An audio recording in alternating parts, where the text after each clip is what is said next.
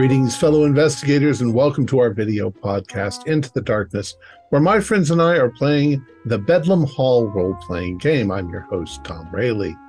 The scenario is the terrible tale of a simply dreadful birthday party. It was written by David Kizzia, and it's available from DriveThru RPG.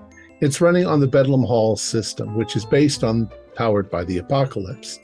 Our master of the house is Holly Buteau, and this is a one-shot. Before we begin, we have two new patrons. Rutherford Q. Churchwalsh has contributed $5 to our club, and Zaza Pinard has contributed $7.50 a month to our club. You guys are keeping us going. Thank you very much, Rutherford and Zaza. So without any further delay, let's begin our journey into the darkness. Holly? Thank you, Thom. It is a terribly gloomy and cold February 14th, 1919. It is the birthday of Lord and Lady Blackwood's youngest daughter, Matilda. And you are all tasked with organizing a birthday party for her. But first, a few questions for you. How old is Matilda turning this year? 9. Okay. What special birthday confectionery is being served for her special day? Asked Frenchie. A blood orange cake. Blood orange cake. Who on the staff has been feeding Matilda since she was locked up in the attic for the last year? Wait. Chef. And who did she attack to cause her household incarceration? Me. Chauffeur. And before that? She bit me ankle. And before that? The valet. Violet, sir, Violet. Has she ever broken loose? There are many ways out of the attic. That's one of the difficulties. And how did that happen? She unblocked a chimney on one occasion, I believe. Oh, yes, and she pried up some floorboards above the nanny's quarters.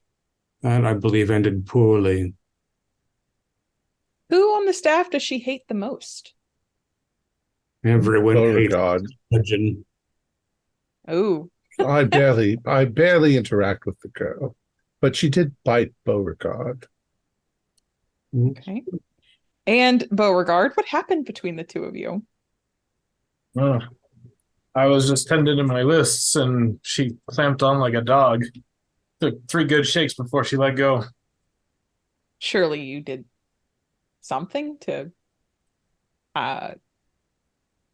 make her bite you? I did something after. I jumped around and started cursing. Very well.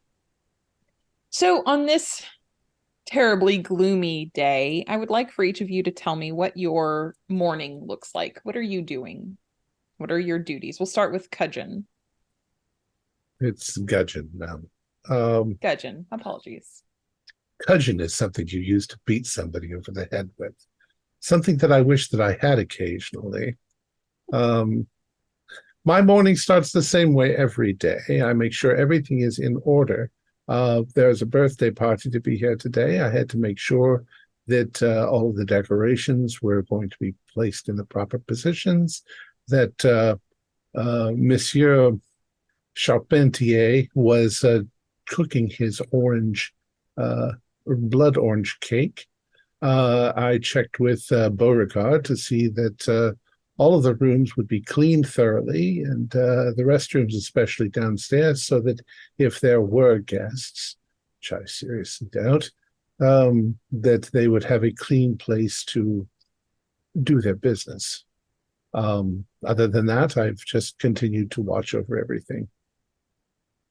Very well. Beauregard? Yeah, there's a lot going on today. Have to do all of the normal duties. I have my team that I send out, I assign as I see fit, trying to also prepare for a birthday party. And besides that, there's a window I need to replace in the sitting room. I'll probably go take a look at that right away. Very good. And Bentley? Well, on occasions such as these, Lord Blackwood needs clothing that is presentable but not readily damaged with the tossing about of cakes and other sweet meats and possible bitings, and there could be other verminous children on the estate. So it's choosing clothing that is presentable but relatively hardy, and of course checking on his supply of laudanum, as young people make him exceptionally morose and tetchy. Those are my immediate thoughts before I bring his coffee to his lordship. And Chef? After making Lord Blackwood's breakfast, I then dumped the rest into a gruel for the rest of the staff and began squeezing oranges, go to the ladder and start bleeding the stuck pig to make the blood orange cake, and began mixing other flour together to begin the birthday. And Mr. Lee? So I am to arrive at the Blackwood estate at 7 a.m. sharp as to serve my duty as the primary driver for the Blackwoods. So I start my morning at 6 a.m. at the local diner in town, enjoying myself, and basically I'm a regular there. But today I go a little bit earlier because they have requested that I drive around for birthday materials between the town and the estate. Excellent. We'll start with Bentley. Bentley, you bring Lord Blackwood his morning cup of coffee. And he's not in his quarters. It doesn't even look like he slept there last night. But you know that he can often be found in his library. And when you go in there, it does indeed look like he has been up all night. There are books strewn about. Strange drawings on paper that is all over the floor. When you enter, and he just looks up, Bentley, yes. Good morning. Good evening. Good morning, my What time lord. is it? It's 7:15, my lord. I must remind you that Miss Matilda's birthday is being celebrated today. Thus, I brought you some relatively stain-free garments. Wonderful. How old is she? She will be 9 today, my lord. Very good. 9. It's a good age. 9 years, most of them, of course, in the attic. It's a crazy little girl. Children shouldn't be playing in attics. What a strange place to be.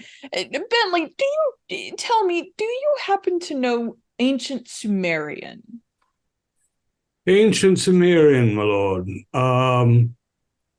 I'm sorry to acknowledge that is not part of my training, although I do have an acquaintance at a university library not far away whom I can contact if it's of immediate import. Tell me, my lord, none of the staff have gone missing in the last few hours, have they? Has it been hours or days or... But that last scullery girl, what was her name again? Bentley? I don't know. Her name was Tabitha. Tabitha Black. Whenever that was. Oh, yes, it's been a few weeks then, sir. Very good, sir. That experiment went horribly, Bentley. She was no good. I would like to... don't worry about your friend. I think I have a decent handle on all of this. I think, I could... one really just needs to be able to pick out the letters and things like that. It doesn't really... Text is...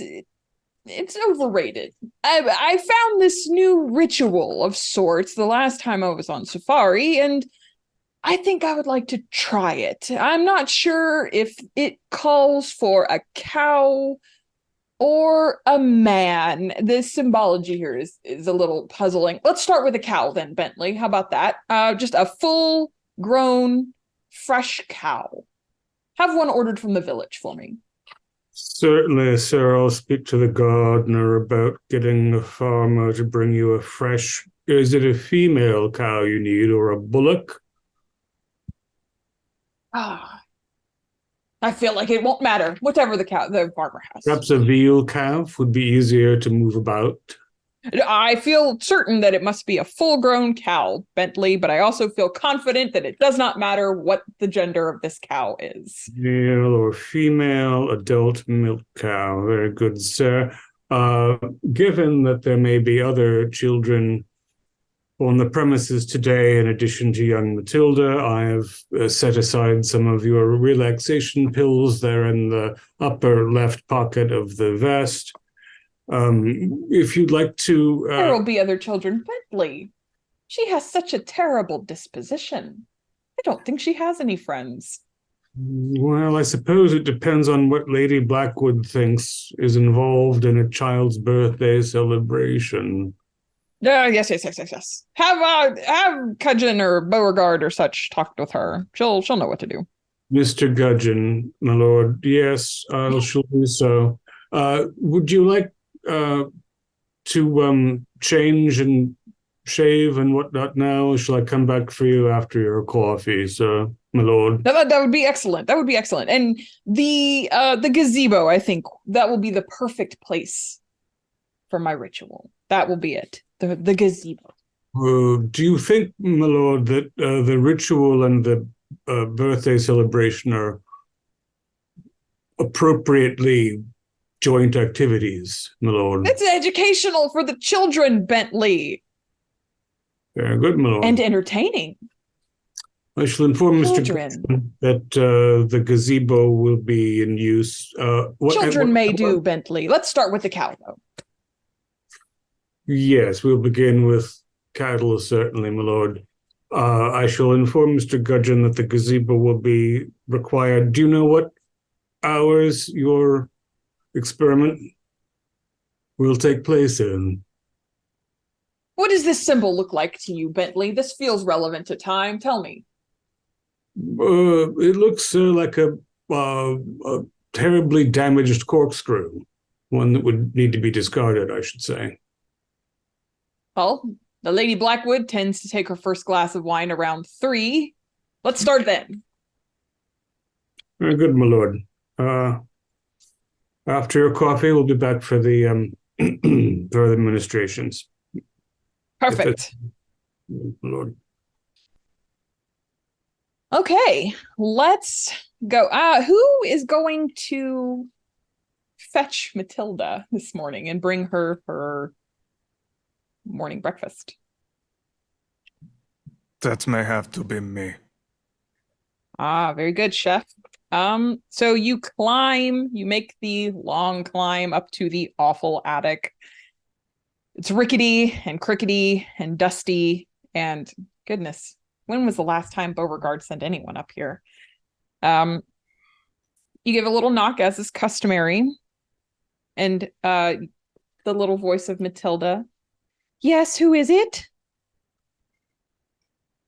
It is Jacques, le chef. Come in. I slowly open the door, being sure to keep my eyes focused on the ground, as I know Matilda gets rabid when you make direct eye contact. Beauregard's tragic mistake. You do hear a bit of a skittering noise when you open the door, although you don't really see anything. So to lay out the awful attic, it is covered, the walls are covered in drawings of a very large black spider. You can also see deep gouges and scratches along the walls near the pictures of the spider and going up toward the ceiling. And aside from the bed and a few toys and vanity, there is a large mirror that has been in the attic for as long as you can remember. What did you bring me for breakfast, chef? Le Hog's Head. Thought that would be your favorite for such a special day. That is Mr. Widow's favorite food. Thank you, chef. Where would you like me to put it? She kind of waves toward the vanity next to the mirror. I'm assuming I'm only seeing a shadow, perhaps cast from the ceiling, that's gesturing in that area. Yes. And again, keeping head down, one hand sort of at my side, carrying the hogshead over. As you pass the mirror, I'd like for you to roll for Ignore the Strange. Okay. And is that composure? Roll plus composure. It is Okay. roll plus composure. That would be a 6 in total. Ooh, ouch. You can see in the mirror for a second some large, hairy, looming thing behind you. In fact, it almost reaches out with its terrible mandibles to take a bite. And then you kind of shake yourself free. Take a trauma. I hate this job. Chef, would you please tell Beauregard that I want my birthday party in the gazebo today? Oui, ça c'est bon. All right. So, Mr. Lee, you are running around fetching some things for Matilda's birthday party. What all are you gathering? Well, for some reason, there is an excess of balloons that needs to be picked up. I have 8 cartons full that I've counted so far. So that's going to be quite the amount of work to blow up. That's going to take forever. All right. So you get lots of balloons. Is there anything else you get before going back or going to Bedlam Hall? Probably a flask of whiskey. A long day ahead. All right. So you arrive at Bedlam Hall with crates and crates of balloons. Who do you leave all of those balloons with? Why, with Mr. Gudgeon, You're who muted. is muted. Yes, bring those in here. I'm always muted because opening your mouth and talking is something that you should never do unless you're asked a question. Please bring them inside. We'll move them into place. The staff, the other minor workers on the staff. Those there, with those there. Yes, you're going to blow them all up. Oh, so this would take no time at all for such a commanding staff that you have. A staff that you command, Mr. Gudgeon. Thank you. Well, I do have to inform you that there are. I still have to get the rest because that was only a third of the order. All right. I'm not sure exactly when the birthday is going to start. Well, shouldn't you know that?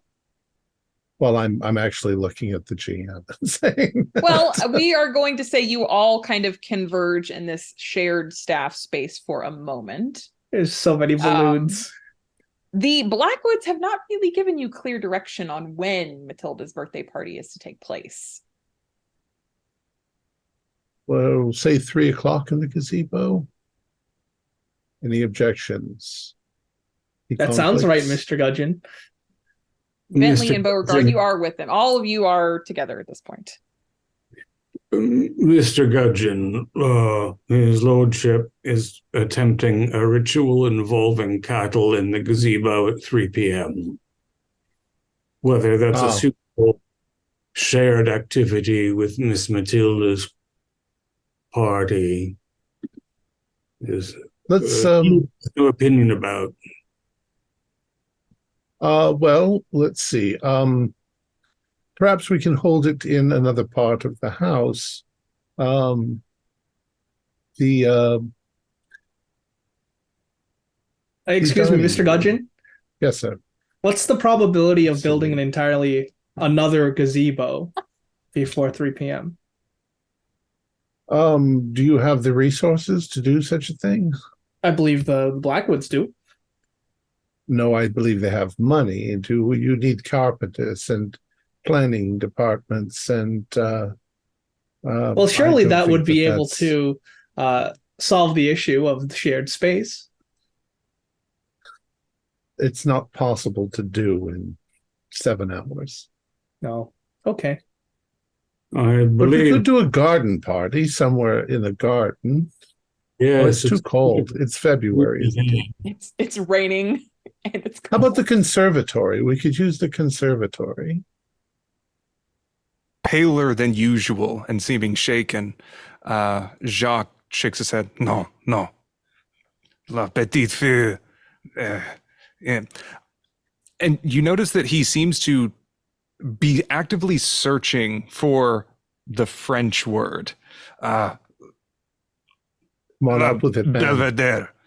El Gazebo. Mon cher insiste. We What does already he have say? a room set up for her. You want us to move everything out into the rain?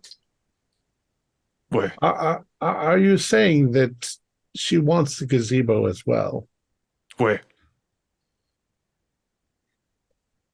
Well, it's juggling. We'll do the party at 1 o'clock, and I don't think it would take any longer than that before the master of the house can use the gazebo for his occult experiments. On a Well, who's cow, going- you said?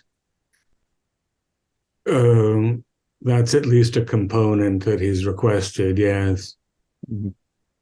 Who's going to bear this news to Mr. Blackwood? Lord Blackwood, please, Mr. Lee. Lord Blackwood. What news, Mr. Lee? The news that you're making sure and making changes to his daughter's birthday plans, I don't think even though he has said any- otherwise. I don't think he said anything whatsoever. He's probably. Well, if you're didn't okay know. with that, then I'm sure you'd have no problem talking to him. Of course not. Mr. Lee, I run this household. Yes. Okay. Speaking of which, Mr. Gudgeon, do you know if Lady Blackwood has invited anyone to come to Matilda's celebration? Well, once again, I'm not sure that any of them even realized. I will have to check with her as well. I don't recall invitations going out. Whom indeed would she invite, except for, what does she call her friend? Jake? What does she call her? Mr. Spider, you mean? Mr. Widow. Mr. Widow, that's what it is. Yes. I'm just And do I about that. remember hand delivering invitations to this birthday party maybe a week ago or 2 weeks ago? Seems like the family completely forgot about her birthday until very, very recently. So I think that we should all plan later in this afternoon to wear small party hats and wish Miss Matilda a happy birthday.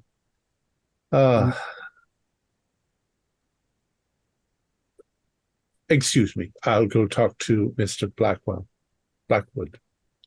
I'll get the rest of the crates in the house. Hello.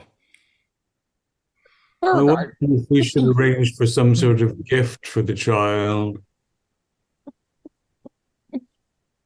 Wait. Beauregard, this is Like about the a time toad you take care of Lady Blackwood in the morning. She's a late riser. What does she need me to do for her?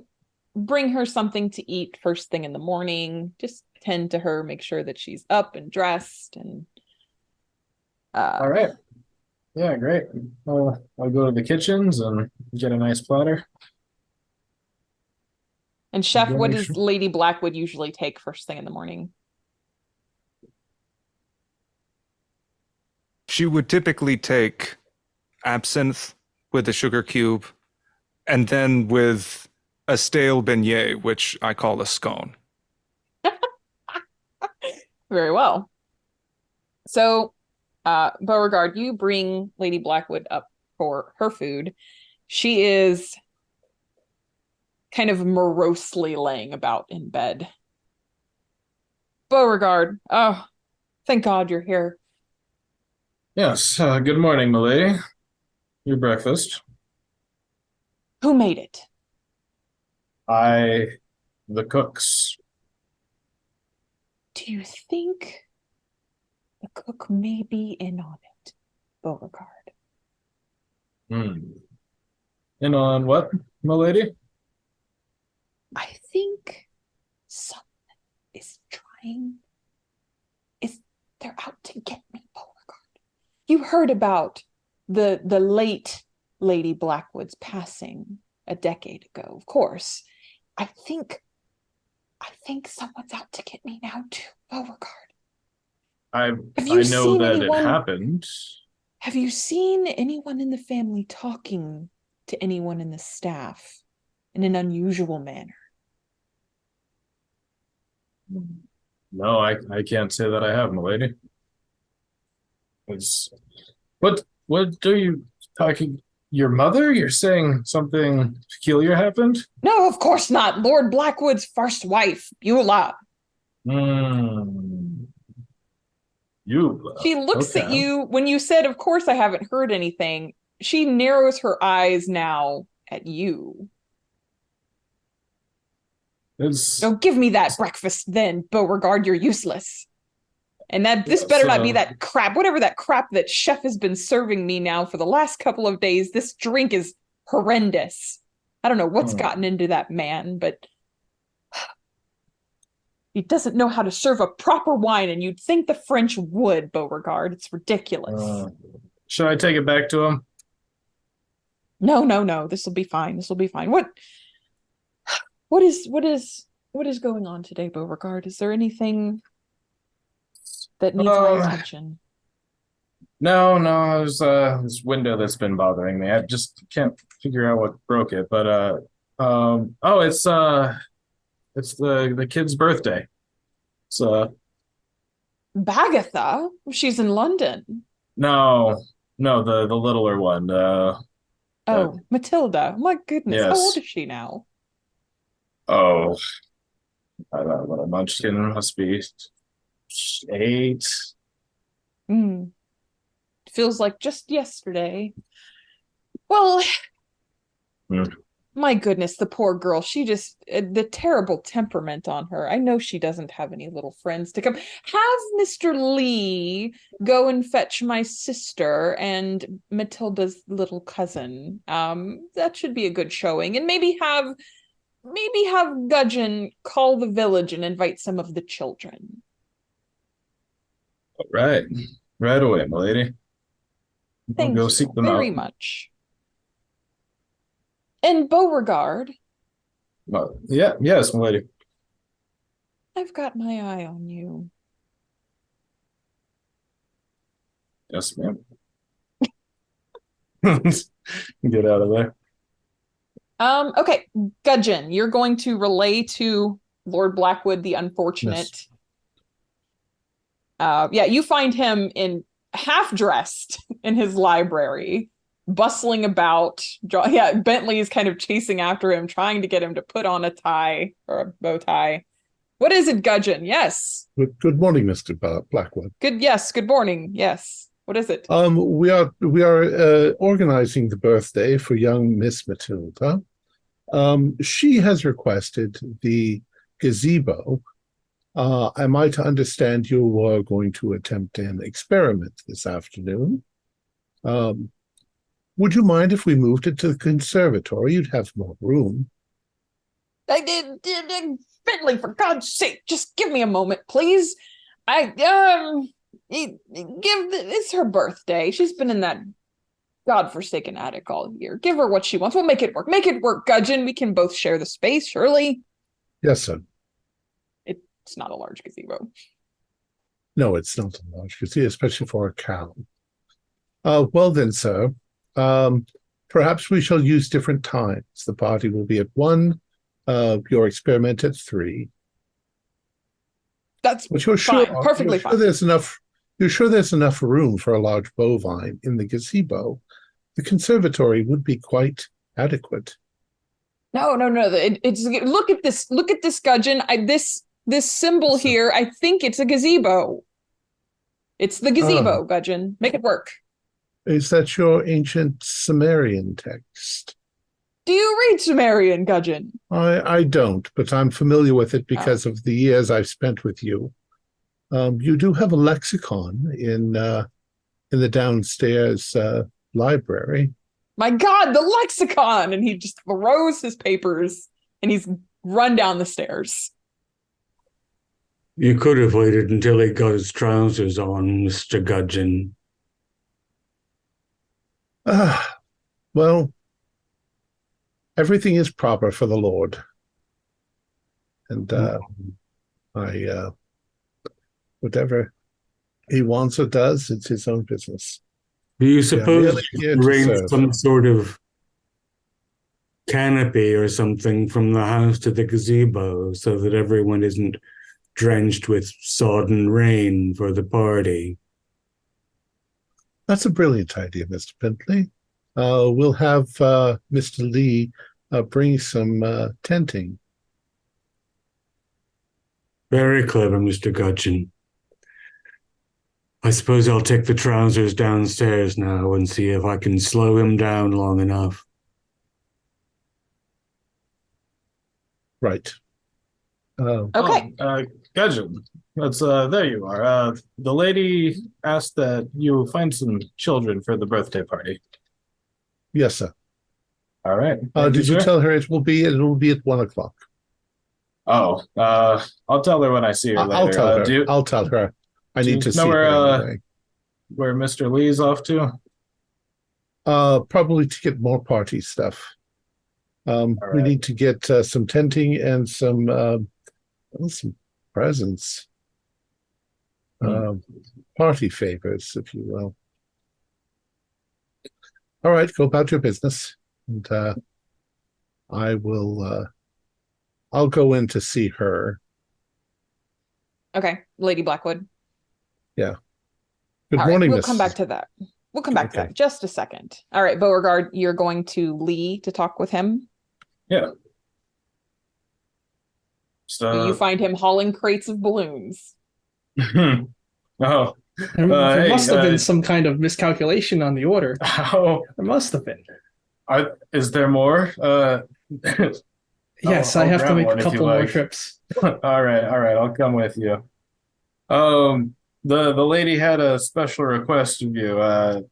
She would like you to go get her sister and Matilda's cousin for the birthday party. Oh, yes. I know the most efficient route. Yeah. Has the family called ahead? I don't believe they have.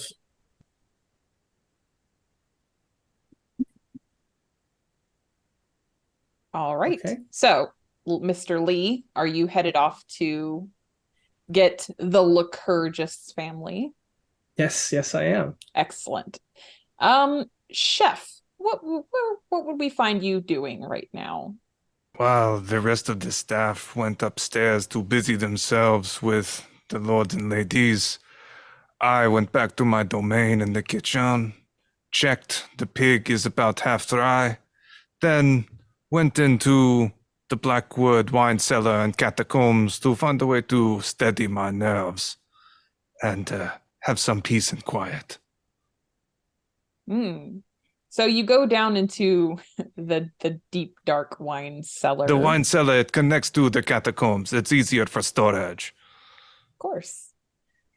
As you're pulling down, I'm assuming the Blackwood's finest wine for yourself. You see something in the corner of your eye. And when you turn to look, it's just a coat rack just sitting down here. But you thought for a second you heard a little bit of skittering and scurrying. Oh dear. Does this relieve any trauma I may have experienced this morning? I need to be at my tip-top, although not quite sober, to finish this cake? No. Mon Dieu. At least the wine is delicious. At least the wine is delicious. Okay, Mr. Lee, you head off to the Lycurgus family. You know that Lady Blackwood's sister, Abstinence, and her young son, Erebus, live alone in a country home not that far away. Abstinence's husband died in the Great War, tragically. As you pull into the driveway, I would like for you to make a serve the house roll. Roll plus your fortitude. Oh, 5 total. Oh. So as you're pulling into their driveway, the thin, pale form of Erebus Lycurgus kind of appears right in front of the car, like running right in front of you. Jesus! You have to swerve. You have to swerve very sharply in order to avoid him, and you hit the fence with the Rolls Royce. Oh, Trauma. As you hurt yourself quite a bit, you get a nice deep gash on your arm, but also Lord and Lady Blackwood are not going to be very happy about that. oh no. Erebus leans into the window. Erebus is blonde, extremely pale, gaunt, and he looks at you and just openly coughs in your face. Mr. Lee, it's good to see you again. Hello, Master Erebus. I'm here to pick you up for the birthday party. Are you? And Yes. will you do with me as you did that man so long ago? His big eyes just staring into your soul. I have no idea what you're talking about, young master. Hmm. Where is your mother? At this point, you see Abstinence lurching out of the home, and clearly she has already been into the wine this morning. Oh, Mr. Lee, it's so good to see you again. And she kind of drapes herself over you a little bit.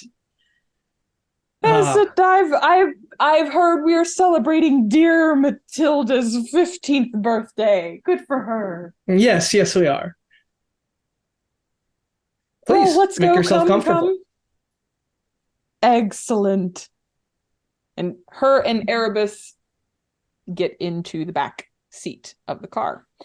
All right, back at the Blackwood home, Lady Blackwood and Mr. Gudgeon. You find her dressed in her room. In fact, she's getting ready to leave her room when you find her. Oh, Gudgeon, good. You've been with the family for a long time now, haven't you? 16 years, madam.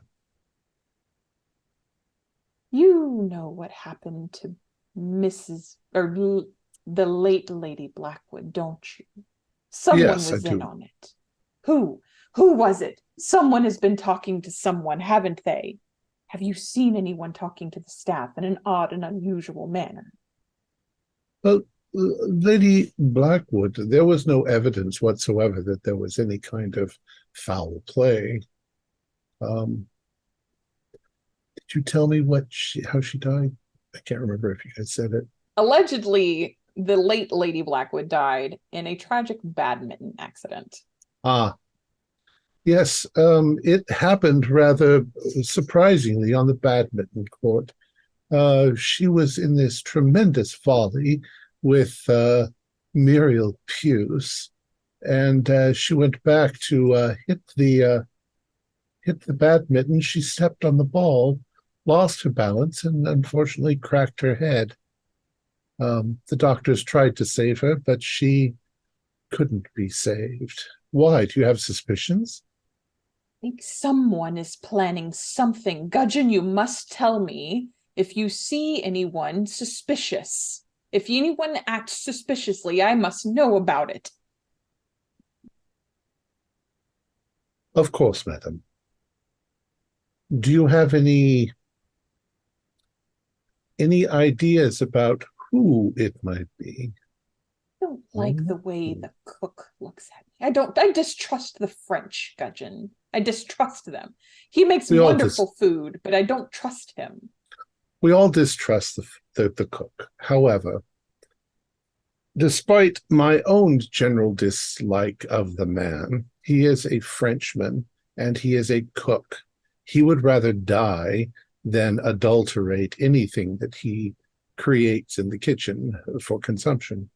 So I don't think that he would ever try to poison you. He does make that delicious roast on occasion, doesn't he? I love that roast. It's so good. I'm told he's making a blood orange cake for Miss Matilda's birthday. Does she like that sort of thing? What an odd girl. I don't know. I haven't seen. A lot of the decorations have arrived. I'm hoping that Mr. Lee did his job and got black and white balloons and not colorful things. Well, you must see that this has been done correctly, Gudgeon. You know we trust you to run the home. Yes, ma'am. Okay, so go ahead. So the party is scheduled for 1:00 in the gazebo. We're going to bring in some tenting. We're going to bring in some tenting so that the people can pass through the Great Hall, out the French doors into the gazebo directly, without having to get exposed to the weather. Excellent. That's an excellent idea, Gudgeon. Thank you very much. You're welcome, sir. Ma'am. So at this point in the day, you all are preparing for the party and however it is that you see fit. So what all are you doing? I'm popping all the yellow, green, and blue balloons. Even though I feel like I have better things that I should be dealing with, I have to set up a second birthday party. So I'm personally moving all the stuff with my fellow workers. So through the hallway of tents that's being built around us. And Bentley, what are you doing? Once I managed to get his lordship properly attired, which took well into the late morning, I made a couple of phone calls and arranged for a couple of deliveries, things to surprise the child for her celebration. Something I think, some things I can show my lord for his approval as presents, and some other things for the household to make the whole affair a bit gayer. Make a serve the house roll.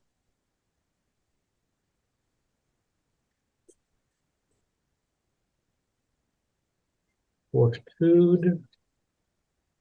+1. Wow, we are terrible.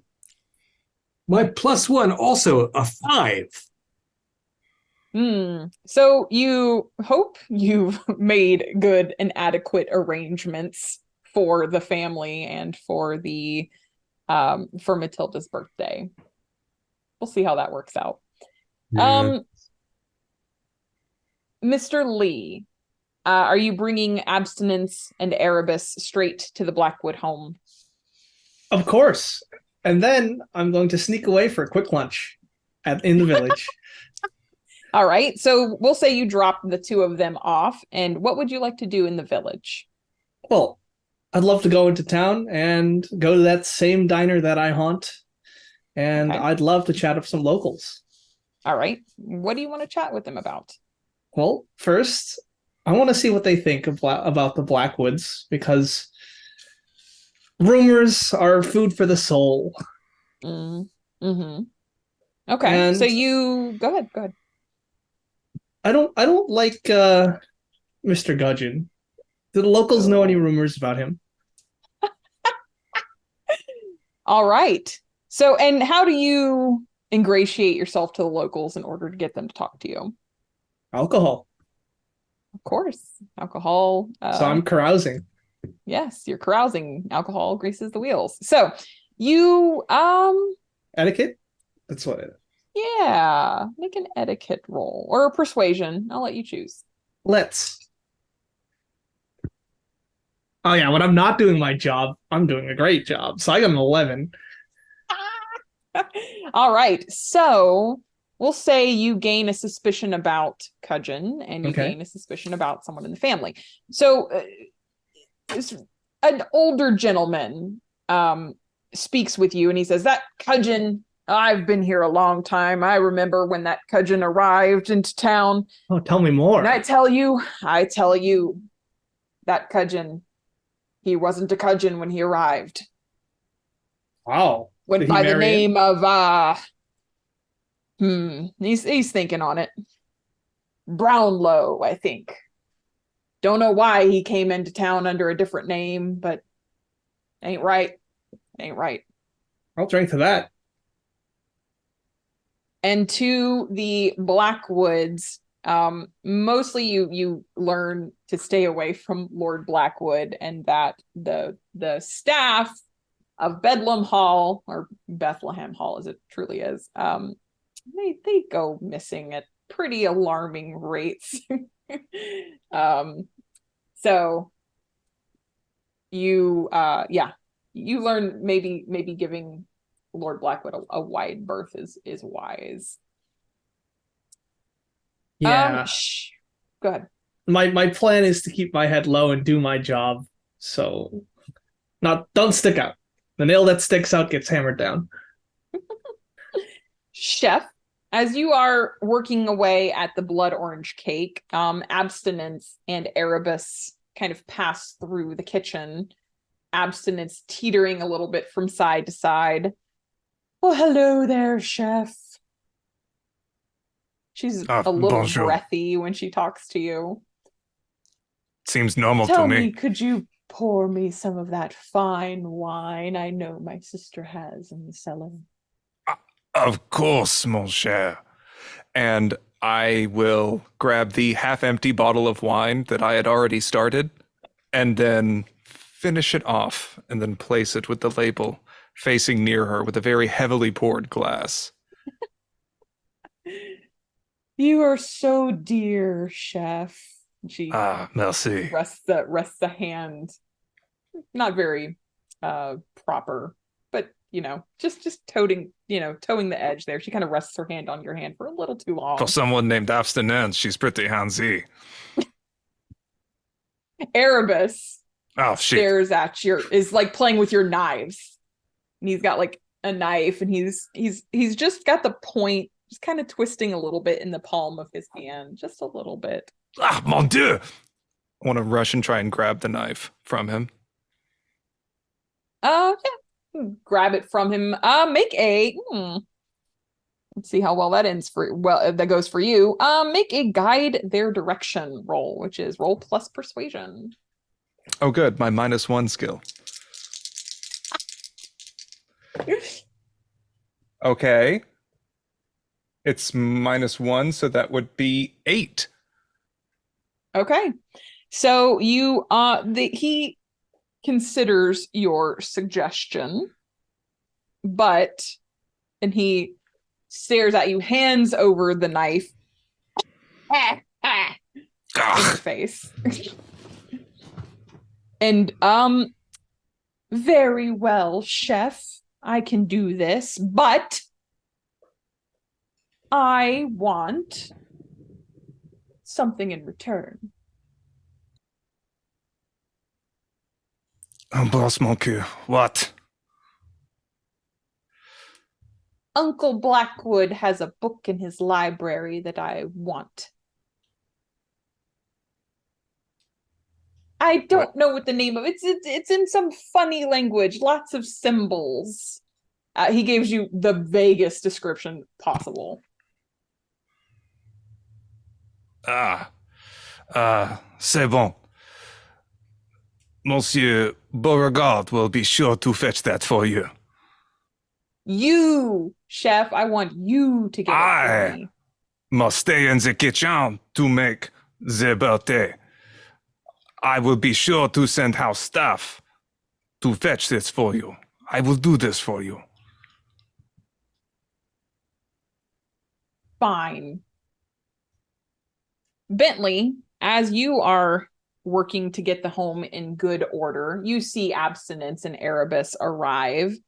Matilda runs up to her cousin, tackles him to the ground in a sweet childish display of affection. And she says, "Come, Airy, I found a very cool looking gun in Papa's trophy room." How old is young Master Erebus? Like 7. Sickly lad. Oh, yeah. Easily cornered by this attic monster. I shall follow and make sure that the blunderbuss is not fitted with any cartridges. Excellent.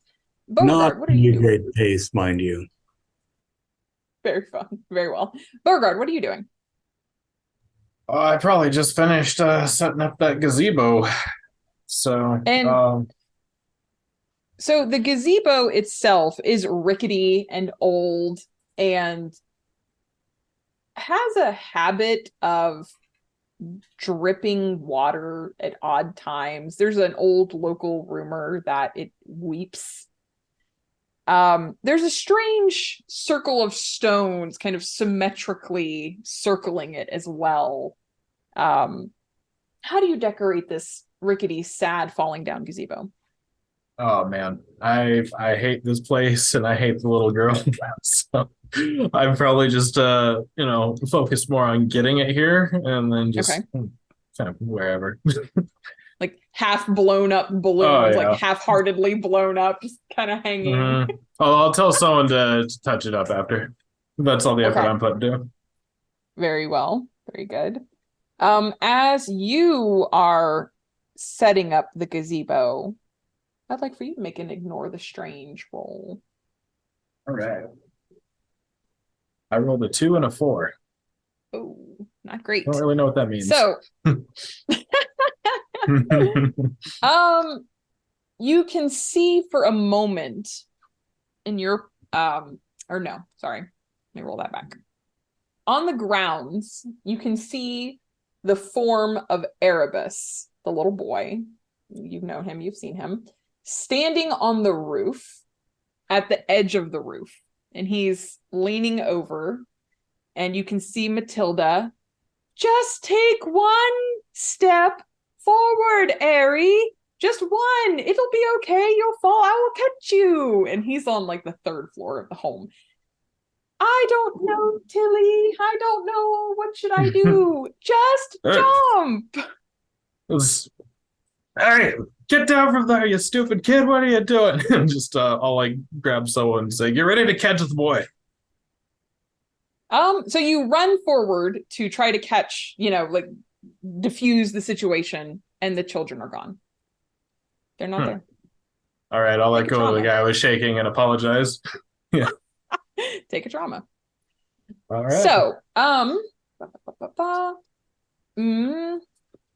Gudgeon, what are you doing right now?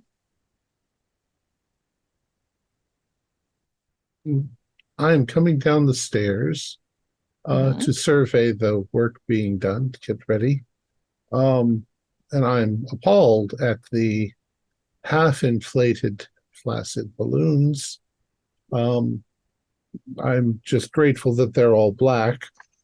You see Bentley in the room with Matilda and Erebus, are kind of half-heartedly following along at a pace, and you see Matilda with a giant gun, blunderbuss, and Erebus standing like right at the barrel of it, like looking in. "I don't see anything." Stop. I raise an eyebrow, and then I turn. What's the mom's name? Lady Blackwood? Or Abstinence. No, Abstinence. Is Miss Abstinence Lycurgus, I suppose, yes. She's lounging on a sofa. "Oh, Gudgeon, it's so good to see you again." And is she Miss Lycurgus or is she Lady Lycurgus? Yeah, Miss Lycurgus, we'll say. Miss Lycurgus, so nice to see you again. Is there anything I can get for you? "Oh, darling, snacks? there's many things you could get for me, Gudgeon." Just name them, madam. Oh, it's so lonely being a widow, a young widow, Mr. Gudgeon. It's a Indeed. sad life. Tell Chef I would like some of that wonderful roast that Chef has made in the last week, if he doesn't mind. I will speak with him. You're a dear man, Gudgeon. And she reaches out to touch you. Thank you, madam. And I'll turn and walk towards the kitchen. And you find Chef. Well, Chef, what are you doing right now at this moment? At this point, the blood is finally finished. I am pouring powdered sugar into it to make the icing. Okay. Monsieur Charpentier, Charpentier. Charpentier, I'm sorry, I've made a mistake. Miss Abstinence has requested if you have any of the roast beef that you served last week, earlier this week, left in the pantry, the larder. Oui. Could you fix her up a plate? I'll take it to her. Oui. Ça c'est bon. Monsieur, have you been drinking?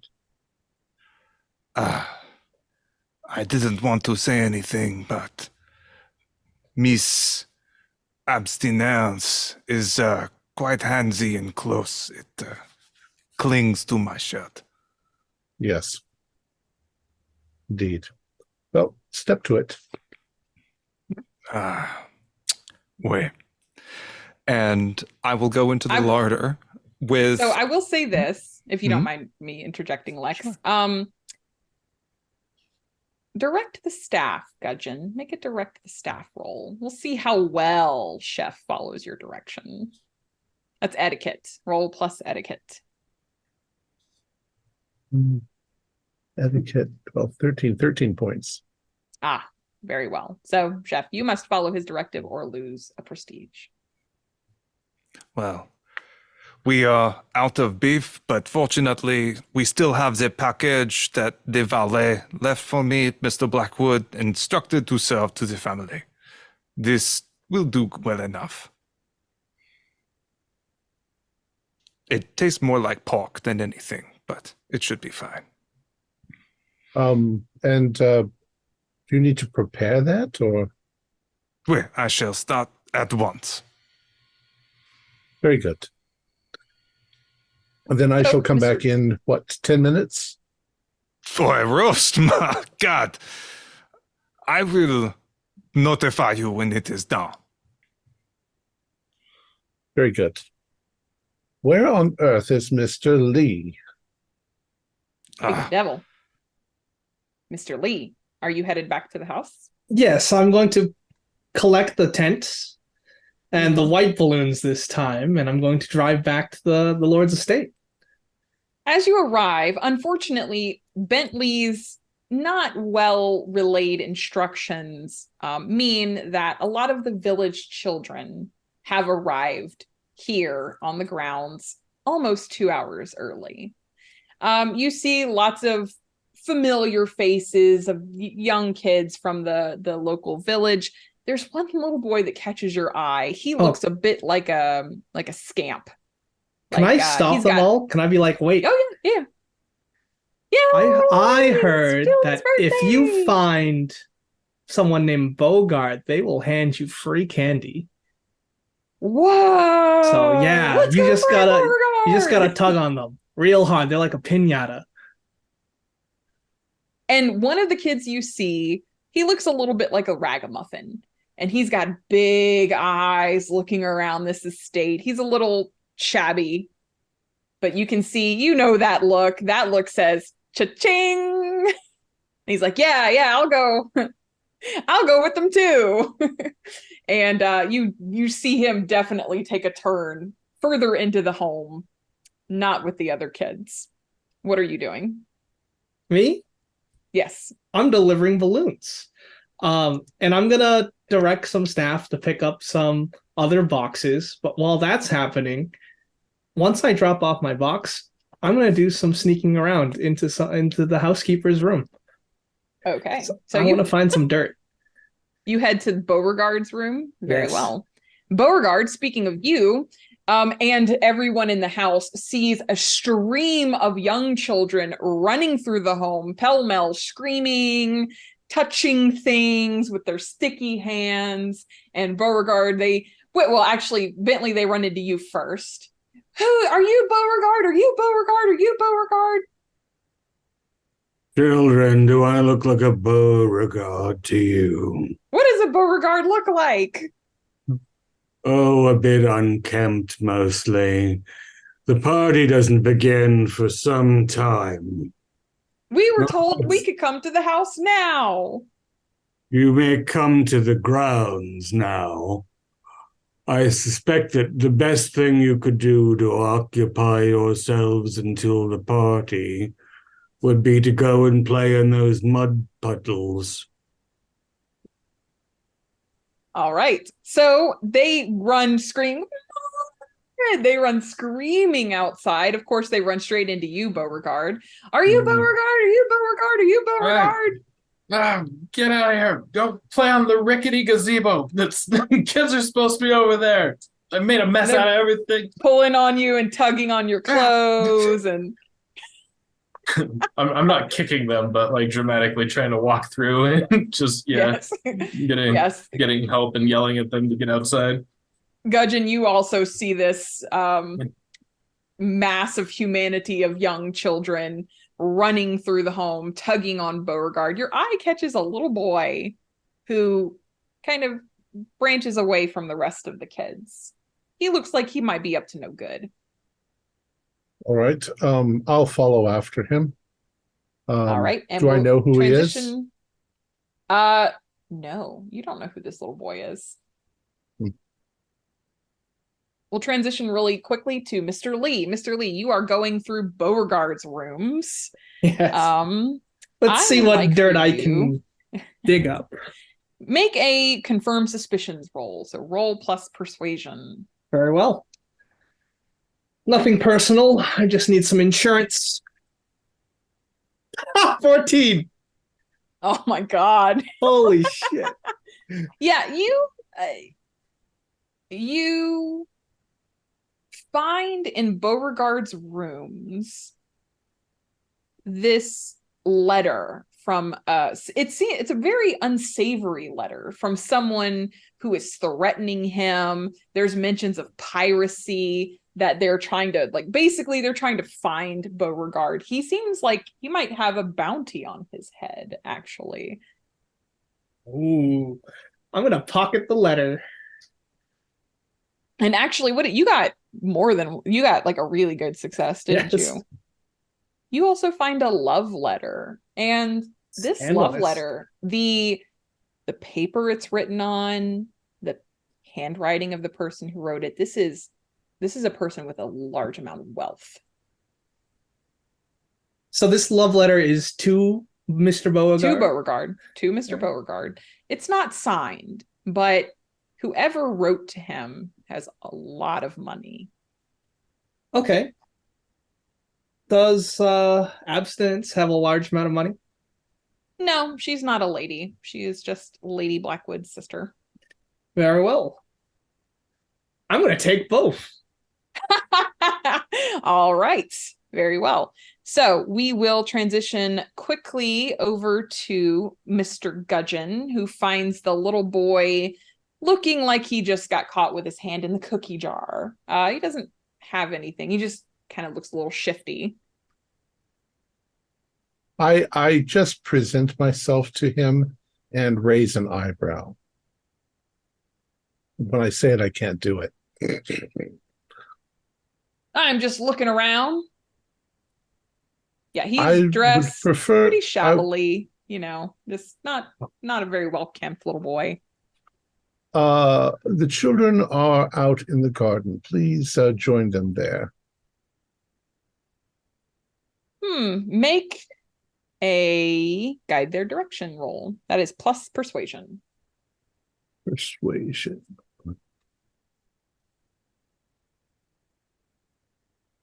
Got a 10. All right. So, yep, you can gain 1 prestige, which means you have elevated yourselves in the eyes of the Blackwood family. And the little boy kind of grumbles and goes off to join the other children for now. Chef, what are you doing currently? The thing about these English, they call any kind of roasted meat a roast. It takes me 10 minutes to make this. I open up my tin of some ground filet and sprinkle around the sides, saute up this little bit of what I hope is pork, and then attempt to bring it up to Miss Abstinence personally and say, bonjour, madame, little lagniappe pour vous. All right. I would like for you to make an everything in its place roll. Roll plus etiquette as you're making this paltry meal for abstinence. I have a 3 in fortitude, and I'm rolling everything but it. Let's go. Big money. Double ones. Oh my god. Okay, no penalty. You don't notice anything out of order. Seems all like it's in its place. So you are bringing the food to abstinence herself? Yes. You see a little boy kind of run through the home, and he stops for a minute. He doesn't seem to notice you, and pockets something. Like he reaches up off the shelf and pockets a little like clock, and then runs out the door. Not my job. And abstinence looks at you. Oh, chef, thank you for bringing me this delightful meal. Oh, oui, madame. Anything for you. Oh, chef, you're so kind. The French, what manners. Oh, wait. So, Bentley and Beauregard. Bentley, actually, you get, you can hear some shouting. Not shouting. The Lord is calling you. Lord Blackwood is calling for you. Upstairs, outside, library. Upstairs. Yeah, Upstairs. he's in the library. Coming, my lord. Plot up. Mm-hmm. Yes, Bentley. Excellent. Wonderful. Did the cow come? Is that something I should roll for? You tell him whatever you want. Cow's not here yet. Gardner tells me that Farmer Harrow sending it up by midday. You know the children are already here. That's who told them they could come this early? That's terrible. I assume it was Gudgeon. Gudgeon? Lord, is there anything else you need for your ritual this afternoon? Yes. Get Beauregard. Exceptionally damp.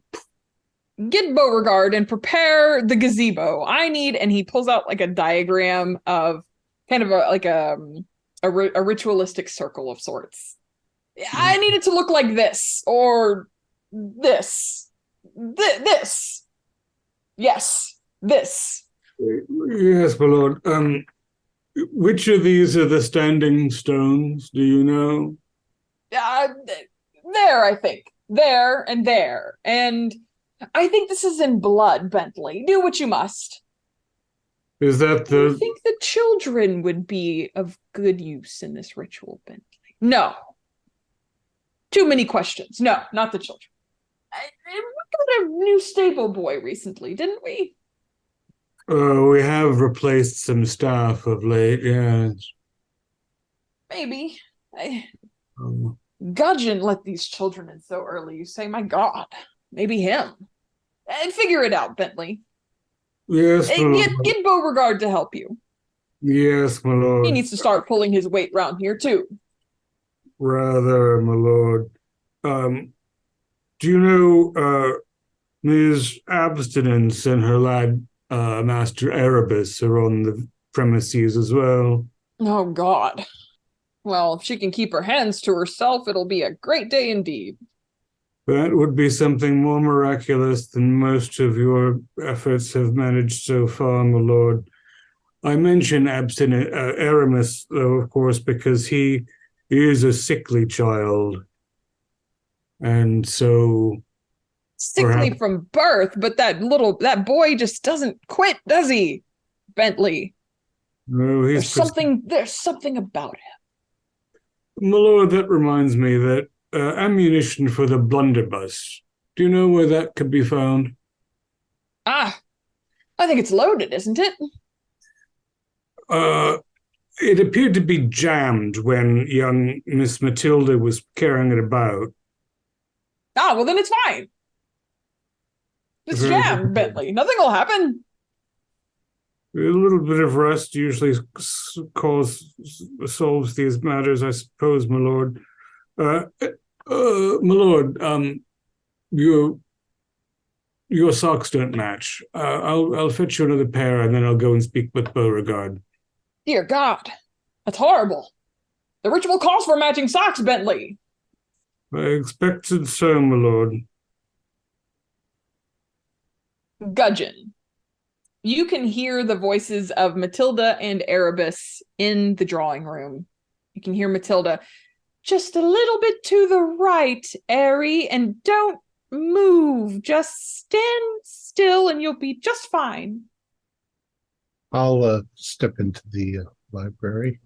So Erebus what's going on here? Erebus is against the wall, and he's got like an apple on his head, and Matilda's got throwing knives, and she's like, just don't move a muscle. Matilda, please stop. These are not games for the inside. They're games for the outside. Fine, Gudgeon. We'll go outside and play knives. It's a bit too cold out there. Why don't you leave the knives here and play some more gentle games than Mumbledy-Peg? May I have that apple? I do suppose it's time for Mr. Widow to play his game.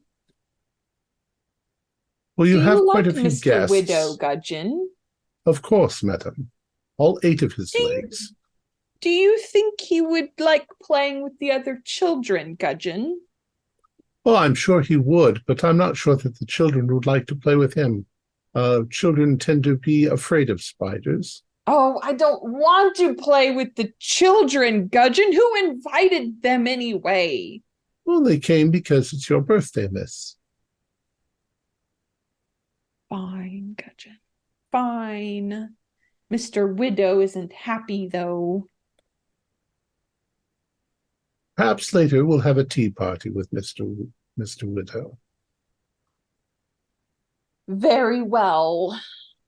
So, Bentley and Beauregard, you have been charged with getting the gazebo ready. And the way that Lord Blackwood gave this order was kind of a general. You know that when he says, get X person, he just means grab people and go do the thing. So, what do you want to do? Well, Beauregard, if he's got this diagram, he doesn't know which way things go. I'm waiting for a fatted calf a mature beef animal to bloody the stones. But also you see there are these markings here on his diagram, and I expect we have to carve some of these into the gazebo wood. If you can figure out which of these stones is north, then perhaps... Yeah, north is that way. I need to make these stars and stuff out of the party streamers. I guess I can do that. I got a carve set. Okay. Man, most of the staff is cleaning up after those kids. Yeah, I'll do this myself. Fine. Gudgeon, you find Beauregard and Bentley like looking over this diagram, discussing how to properly set up the gazebo. Does his lordship want the gazebo set up now? Yes, I gave Mr. him a 2-hour window. Yes, Mr. Well, these preparations, as you can see, will take some time. The ritual good. and until the beef animal arrives, but carving these insignia. Do you think this stone is the one that stands between here and the cemetery? You see, there's two on the map that are near each other, so I thought the gazebo having 8 sides, there's no top or bottom. I'm hoping that you'll not lose any more staff, Mr. Gudgeon. You know how they've been slipping off. Staff come and staff go. Staff are not always adequate for his lordship and Lady Blackwood. Certainly, I don't wish to add to your already excessive duties with having to hire new people to replace. He's thinking of using the new stable boy, you see, in addition to the beef animal. Well then, let's make sure that the beef animal is here and ready. Perhaps I should have a word with the stable boy. You might. Mr. Gudgeon, do you know offhand how many of these village children, do their parents know where they are this afternoon? I would assume so, sir, but I don't know. I think we're attempting to avoid a pitchfork situation, Mr. Gudgeon, if you know what I mean. Well, I mean, we've had children here before. Matilda knows. They leave on their own power. It'll all be over in a few hours, and let's just make sure nothing goes particularly awry. Speaking of rye, has the sister-in-law drunk all the wine in the cellar yet? Mr. Bentley, despite your... always here, but, you know, as butler, you're in charge of maintaining the cellars, and Lady Blackwood has noticed that there's been quite a number of excellent bottles going astray of late. Yes, I'm aware of that, Mr. Bentley, and thank you for explaining to me what my job is. How long have you been here? Mr. Gudgeon. How long have you been with us? I was valet for his lordship's father, but only came into service here about 12 years ago, after you were already quite bald and grey, I believe. Mr. Lee, we'll transition to you. You've been digging through Beauregard's rooms. As you leave, you run right into Lady Blackwood. Oh, Mr. Lee, excuse me, I'm so sorry. Oh, it's no problem at all. How may I assist you, Lady Blackwood? Well, I'm concerned, you see. Have you seen anyone talking about me to anyone else, but in a secretive way, Mr. Lee? I think I have. I knew it. Who? You must tell me, Mr. Lee. You must tell me who. Of course, it's in your best interest to know. It's Jack. Jack? Who's Jack? Jacques? Who's that? The chef. Oh, chef. The one that prepares your meals. I knew it. I knew something was up about that French man. You're always right. Thank you, Mr. Lee. It's so nice to understand. Do you think that he's in league with Lord Blackwood?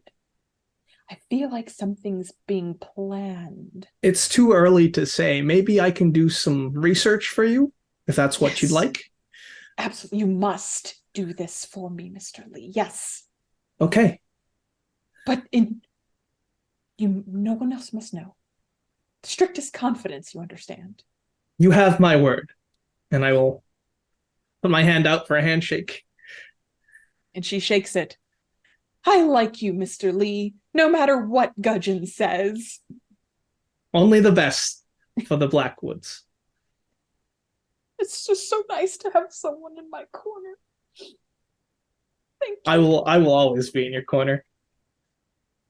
And to that, she leaves. And Chef, you're working in the kitchen, and Lady Blackwood like lurks in the doorway, just giving you like a nasty look. As I'm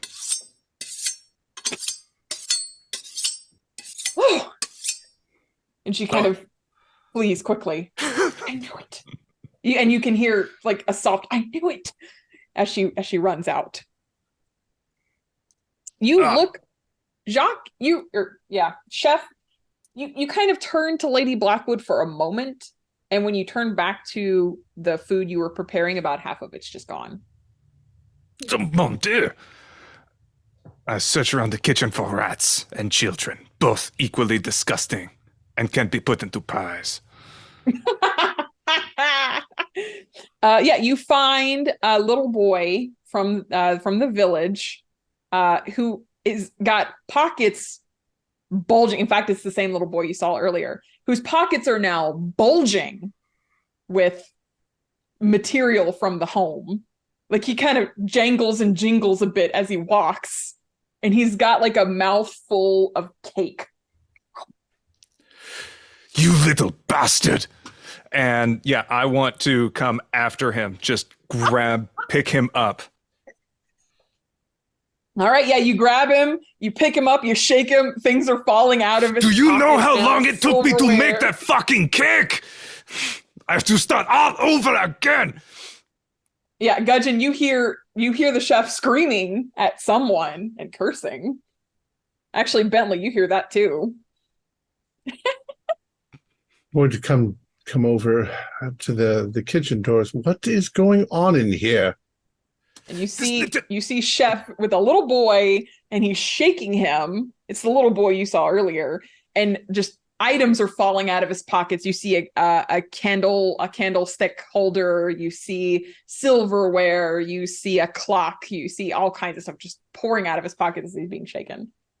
I'm imagining falling into various bits of dough and things that were laid out on the table. There's a pocket watch Monsieur. now in the middle of cupcakes. Monsieur, what are you doing? I come over and I let that child go. No. And then I see the damage. This little thieving bastard ruins the cake. Chef, I'm sure you'll find it perfectly easy to repair the damage to the cake with some extra glazing or icing or whatever.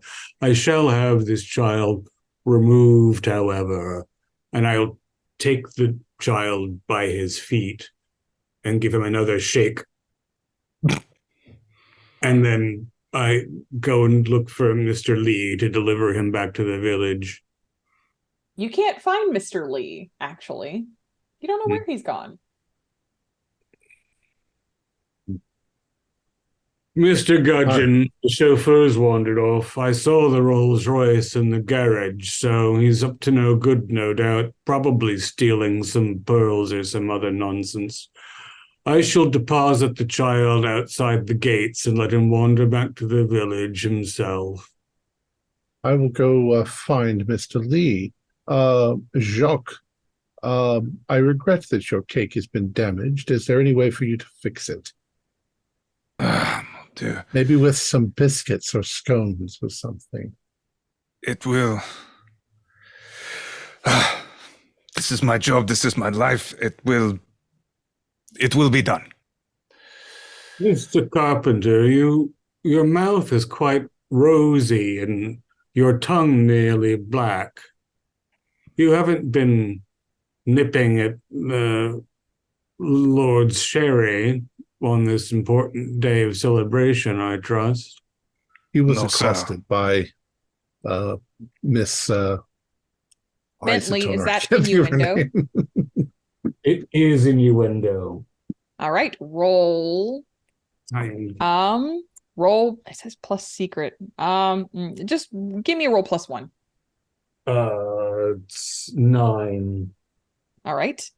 So, partial success, which means you roll with something extra against them for the next scene, and Chef loses a prestige, gains a trauma, and Bentley, you gain a prestige as you seem to nail exactly what Chef's been up to recently. Your staff doesn't seem to be very well under control, Mr. Gudgeon. I shall remove the ragamuffin now, and I depart shaking the child by his skinny ankles. As I head As Bentley walks out, Chef is behind him. And I head out to the garage to see if Mr. Lee is out there first. All right, we will transition for the moment to Beauregard. Beauregard, what are you doing to prepare the gazebo? So There are children everywhere. They are in the mud, as Bentley has suggested, so they're filthy now.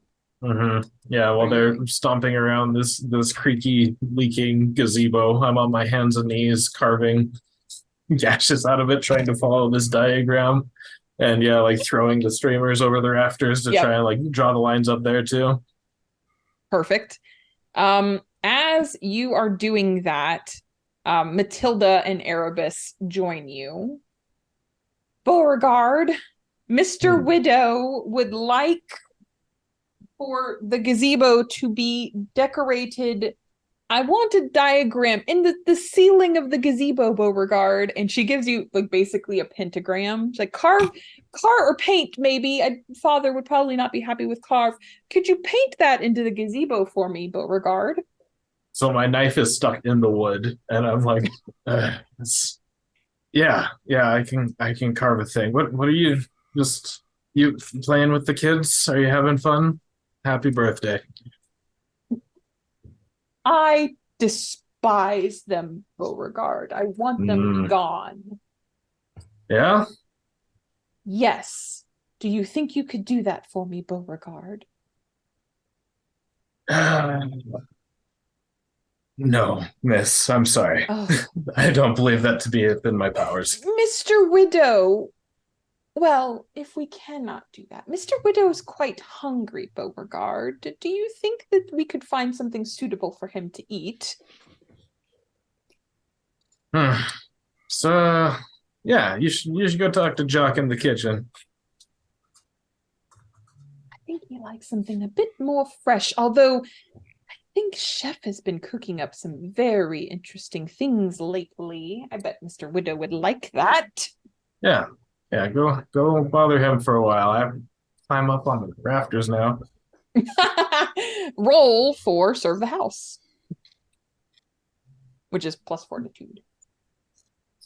9 total. All right, so you can gain a prestige, which is probably the better of the two options since you're not with any of the family. So gaining a prestige elevates you in the eyes of the Blackwood family, makes you a little bit more likely to hang around.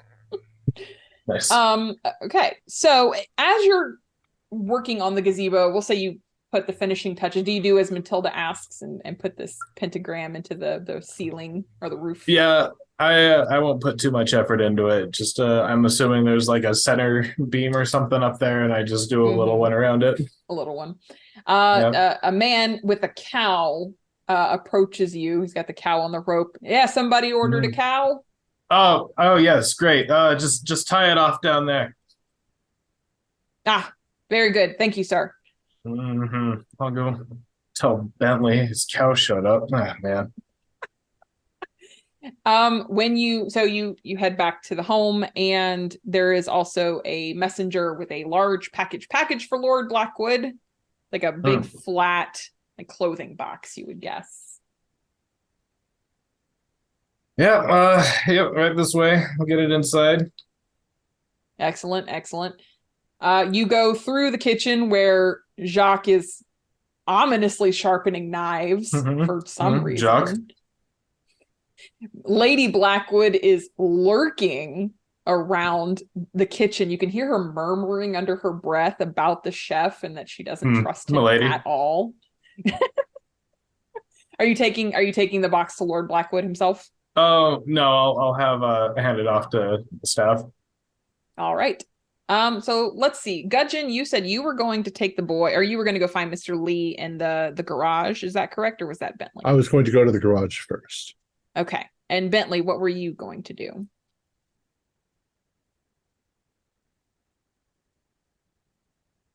After I deposited the urchin outside the gate, probably go and assist Beauregard, or perhaps check on Lord Blackwood, depending on how things seem to be moving. All right. So the urchin give me any particular difficulty? Oh, he cursed your name and struggled and bit you or tried to and scratched you and yeah. Just being a little nuisance, but he's a kid, so Nothing Lord Blackwood hasn't done. Tossed him out.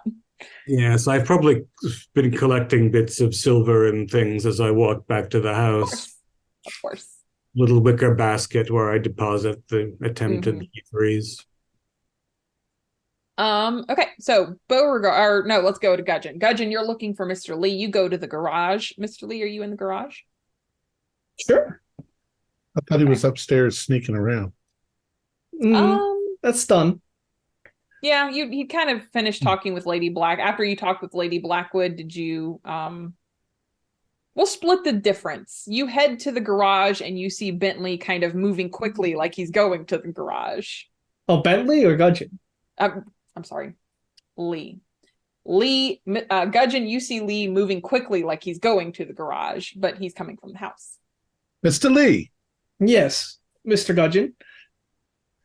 I will continue. Where have you towards been the all garage. day? We could have used your assistance. What do you mean? I was seem to making be- deliveries all day. No, there are some serious gaps in your timing. Have you been wasting time?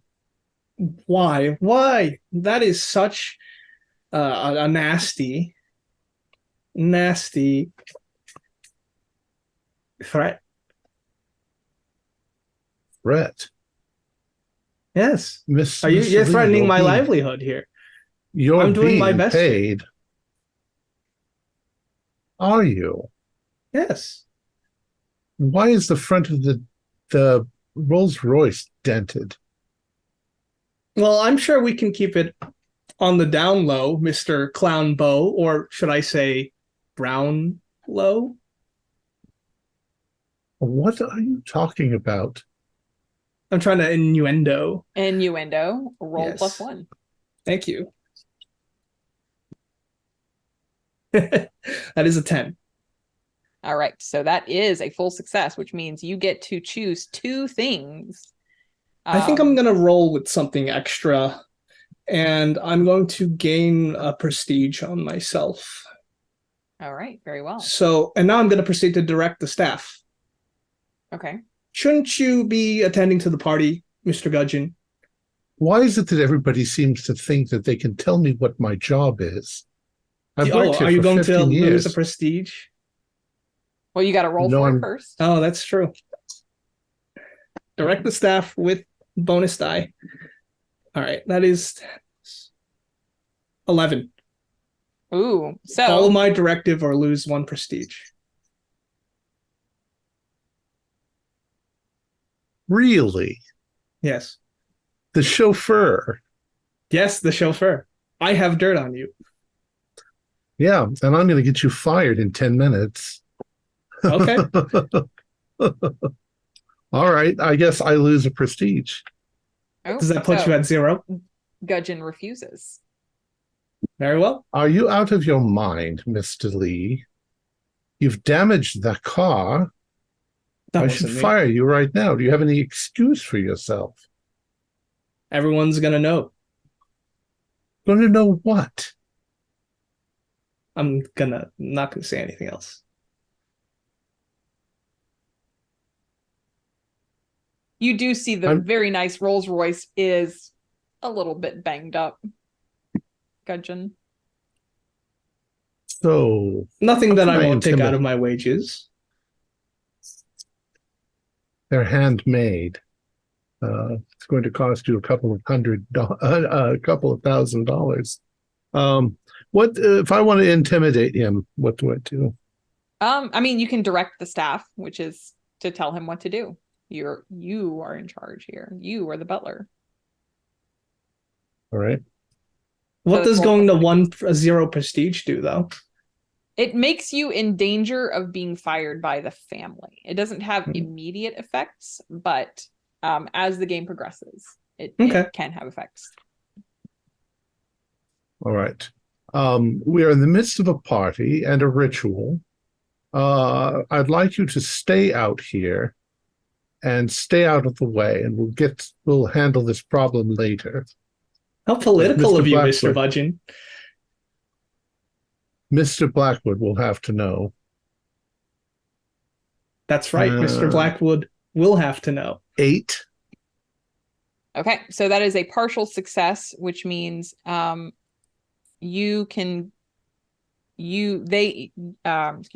will follow your directions, but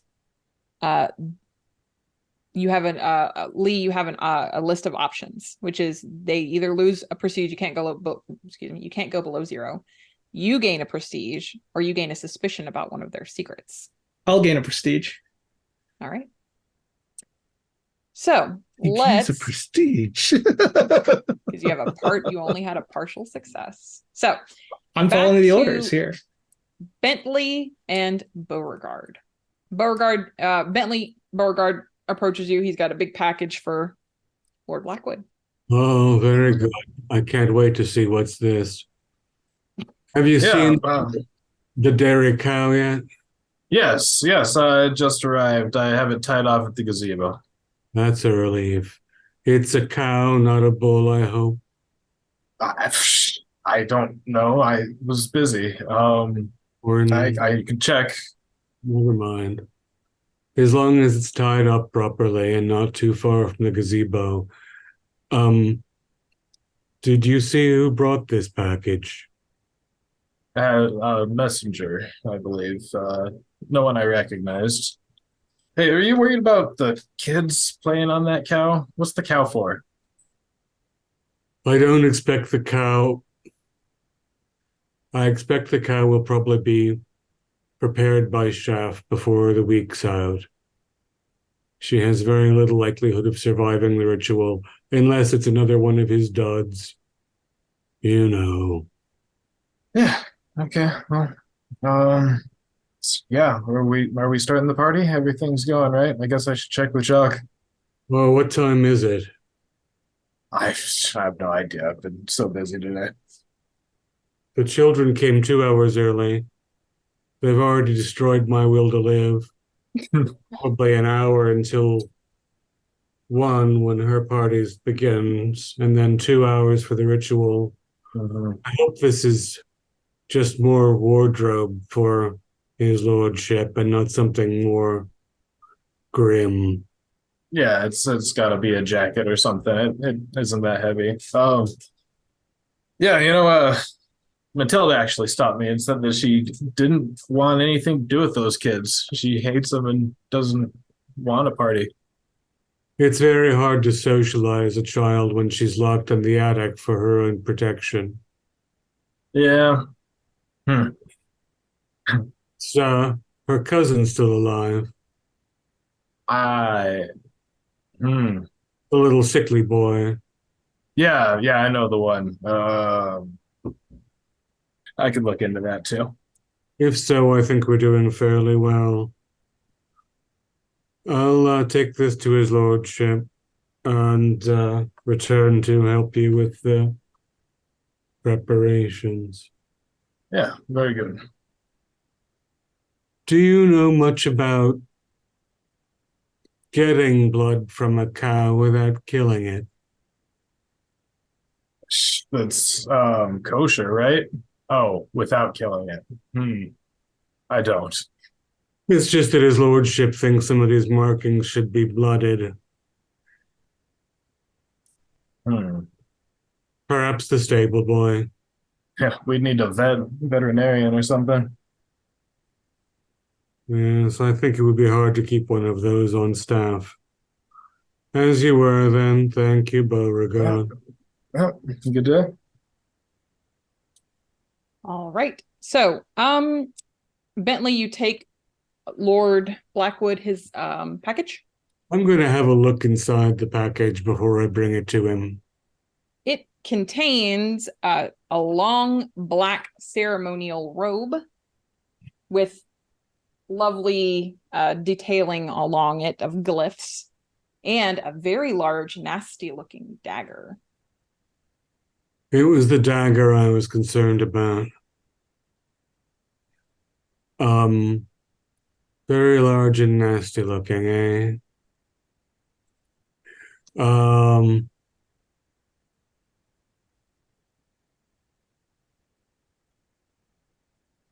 I think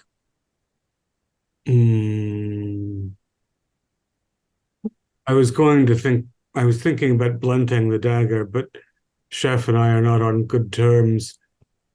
I don't actually think he's French either.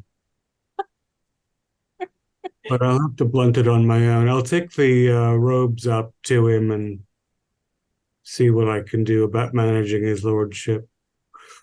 It's going to be one of those days. Speaking of Chef, you're poking around looking for rats? No, at this point, I have 2 trauma, and I'm extremely nervous as I also have 0 prestige. So I've been riding kind of nice and easy under the radar for a while, but I really feel like my job is in danger, and I feel like that fucking Bentley is about to try and narc on Lady Blackwood. So I am doing everything that I can to actually make the cake using my full talents at my disposal, and trying to do a serve the house roll to make a kick-ass blood and orange birthday cake. All right, make a roll. Okay. Hell yeah. Okay. That is 9. All right. So with a 9 for serving the house, you can either roll with something extra for the remainder of the scene or gain 1 prestige. I feel like Lady Blackwood, though conspiratorially spying on me, sees that I'm actually working in earnest for once. Mm-hmm. And it's enough to, I make sure that I am seen working. So I'm confident that I have that prestige back for myself. Okay. You're working up a storm, maybe even like, putting on a big show of it all. And eventually, like you kind of hear her shuffle off, like she's grown bored with this. Matilda and Erebus appear. Erebus with those big eyes, just staring straight into your soul, looking in danger of coughing all over your cake at any moment. At this point, I am going to try and ward them away. As Erebus gets closer, I want to fluff things down on the counter, causing flour to spray everywhere and get in his 2 big eyes as he tries to inhale for a cough. And yeah, I want to essentially just crop dust both of them with cake flour as I say, no. Gâteau d'anniversaire, no one inside. Okay. Yeah, they both cough up a storm. Erebus, like, really coughing, and Matilda's pounding on his back as he is hacking up a lung. He really gets going. But eventually they settle down and he grumbles, "But Chef, I had something I wanted to add to the cake. A special ingredient." Time. Is it Matilda asking? Erebus. Oh, fuck him. No. You see him like I point pull the out knife this at like him. Oh no! I just he has like this little vial in his hands of something. Out, you little shit! And then he kind of pouts and like sticks it back in his hand, in his pocket, and wanders back out of the home. So, or back out into the larger part of the home. Mr. Lee, what are you doing? I am doing my duties to uphold the cleanliness of the house, getting everything prepared. So just serving the house as Mr. Gudgeon ordered. No, I told you to stay outside. So I'm doing that. I'm setting up the tents. In the garage. Okay. No, you're in making everything in its place roll.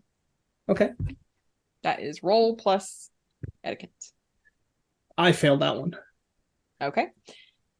Something that you do see, that little boy, that little scampy boy that Bentley just shook down about half an hour ago. You see him lurking about the grounds again. He's going to have to do a lot better than that. Are you going to do anything? Or are you just going to let that one? I'm going to continue setting up the tents. Okay, so you're setting up the tents. Beauregard, someone rings the doorbell of Bedlam Hall.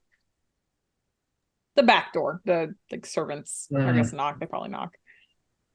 Yeah, well, I'm close enough that I'll start heading that way. I have my eye out, wondering why nobody's getting it, but yeah, I'm busy scrubbing mud off the hallways and everything.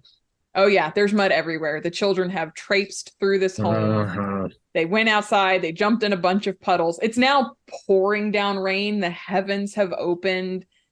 The children are not bothered at all. They're dancing in the rain at this point. This is a disaster.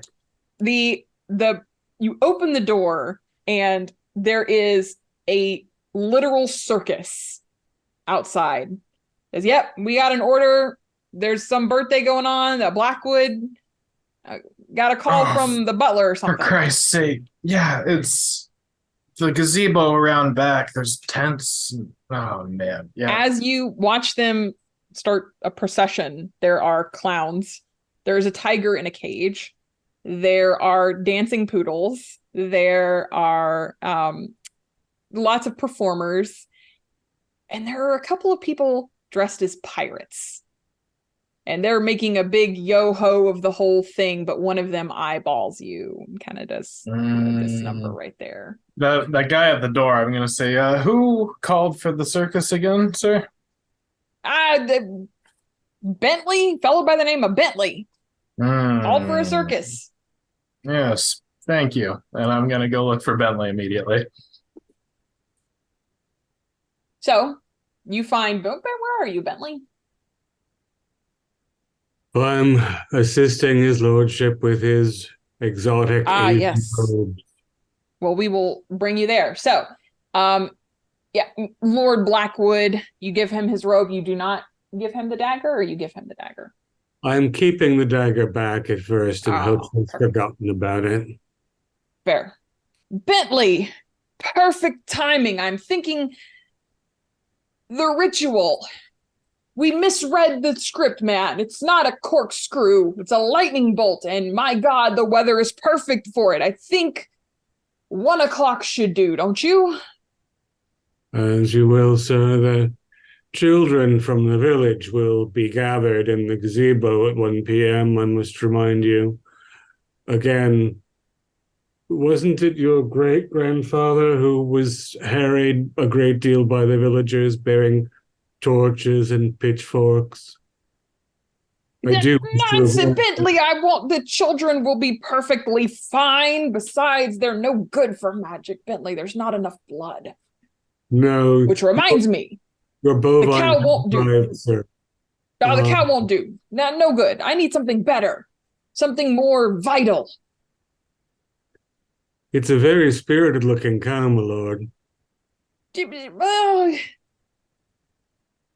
These old rituals, though, Bentley. Boy. Sorry, sir? These old rituals, Bentley. Yes. They didn't sacrifice cows. That was nonsense. They've grown so soft these days. The days of human sacrifice, Bentley. That's what we need to get back to. We do have a proud tradition, my lord. Indeed. The rolls had been damaged today, my lord. What? Lee, what is Lee doing? He's driving like a drunkard? It wouldn't. He took very long on his errands, I've noticed, my lord. Gudgeon had words with him earlier. Of course, Gudgeon. That's another story. Not to mention Jack. He's at the sherry, I believe. Who the hell is Jack Bentley? Oh, you know, the frog in the kitchen. Ah, is that how you say his name? I believe I've been so. calling him Carpenter. That might work as well, Malone. These robes, sir, they're very interesting. Can you describe what this embroidery is all about? Not a bloody clue, man. I just ordered them. You see the symbols here, Bentley. The symbols here. I tried to get them to match. They don't match very well. Oh, excellent work, my lord. Have you had any of your laudanums yet, Malone? No, that perfect. Yes. The laudanum for the ritual, Bentley. Excellent idea. The children. Oh, there's so many children, Bentley. Shall I have someone on staff set up a lightning rod then on the gazebo, Malone? Good thinking, Bentley. That's a good man. Thank you, Malone. Do you think we should have this dagger sharpened before the ritual, Malone? Yes. Yes, Bentley. I knew I could trust you, Bentley. Perfect. Take a prestige, Bentley. You're really looking out for the house today. All right, so let's transition to the chef. You've gotten most of the food there. You hear children screaming. Abstinence keeps coming in, like flitting in and out, asking for more wine. You've managed to scare away Matilda and Erebus. They've not returned. The children look to you very hungrily and excitedly. There's talk of a tiger. Mr. Chef, can we get some meat to feed the tiger? Of course, if it will get you the fuck out of my kitchen. And I will give them the last of the package that the valet, Mr. Bentley, and I'll chop it up into little strips. Mm-hmm. That way, but not too long. That way the kids have to get their hands, hopefully, in the bars to feed them. Yay! And they go traipsing through the home. Beauregard and Gudgeon, you just see just dirt and mud and muck. Yeah, Mr. Beauregard. Terrible. Yes. Hello. You seen Bentley? Where's Bentley? I'm not quite sure where Mr. Bentley is, but look at the dirt on the floor. We're going to have your staff working overtime. Yeah, they're down around the East Wing right now. Same exact thing. It's terrible, Gudgeon. I'm working as hard as I can. May I ask you a question, Mr. Beauregard? I really need to be fighting Bentley. If it's quick, sir. We'll go together. What do you know about Mr. Lee? Mr. Lee? I don't know. I hardly ever have a reason to talk to him. I suspect he's quite neglectful in his job and possibly drinking. Yeah, I mean, he's a chauffeur, correct? It's a pretty easy job. Indeed, and yet he's damaged the rolls. Oh, that's a lot of money, isn't it? When he was planning on telling any of us. Yeah, I don't know how to drive those things, but I mean, that's an expensive mistake, isn't it? Indeed. Something that I doubt that he could afford. I'm wondering how dedicated he actually is to this job. Well, he's probably freaking out, right? That's probably pretty scary. No, he seemed quite arrogant about it.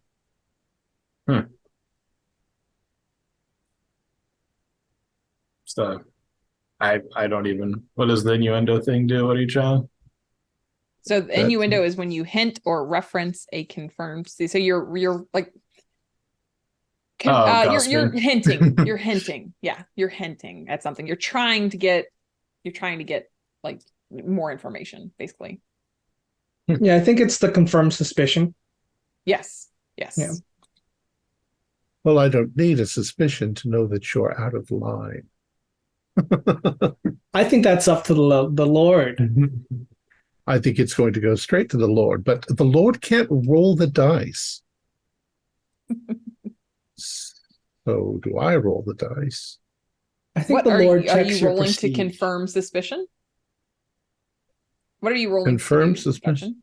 Gretchen? And for suspicions, right, you have to guess one of their secrets. Well, my guess of your secret is that you're a snoop and looking around and getting information that you shouldn't be getting and wasting time and drinking on the job.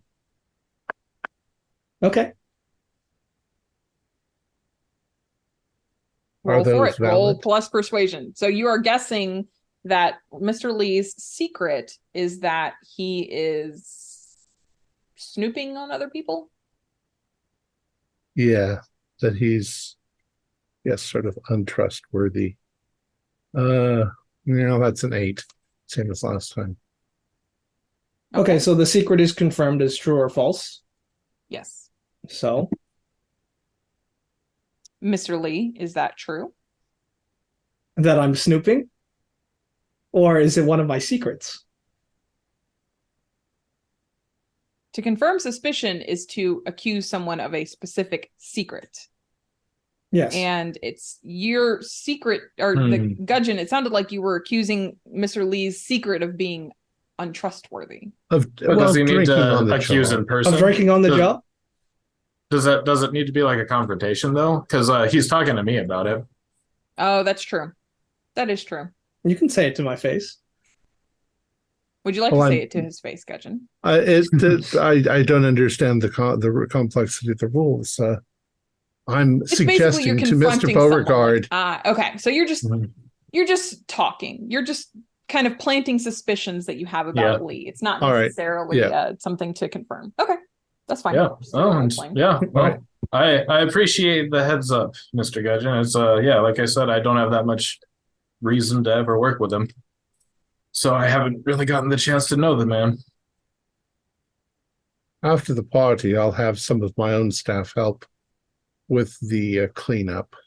Yeah, thank you. It's terrible. It's really bad. Did we find Bentley?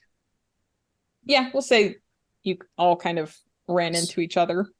Oh, good, Bentley. The circus is here. Did you order a circus? Are you referring to the children, Mr. Beauregard? No, like big tent, tigers, pirates, and clowns. A zoological garden cat was on the premises, Mr. Beauregard? Yes, it is. And you don't know about this? You didn't order this? No, Beauregard. Mr. Gudgeon, we need to get them out of here. We need to get these people off the property. Well, it's pouring down rain outside, so... Well, as far as... However,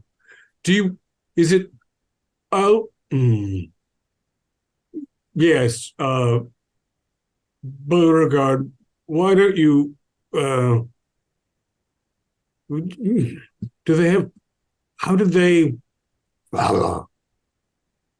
on the premises already.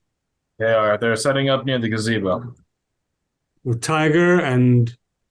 Yes. Clowns. Oh. Yeah, it's a circus. It is a straight up circus out there. And Mr. Gudgeon, you have no idea about this at all.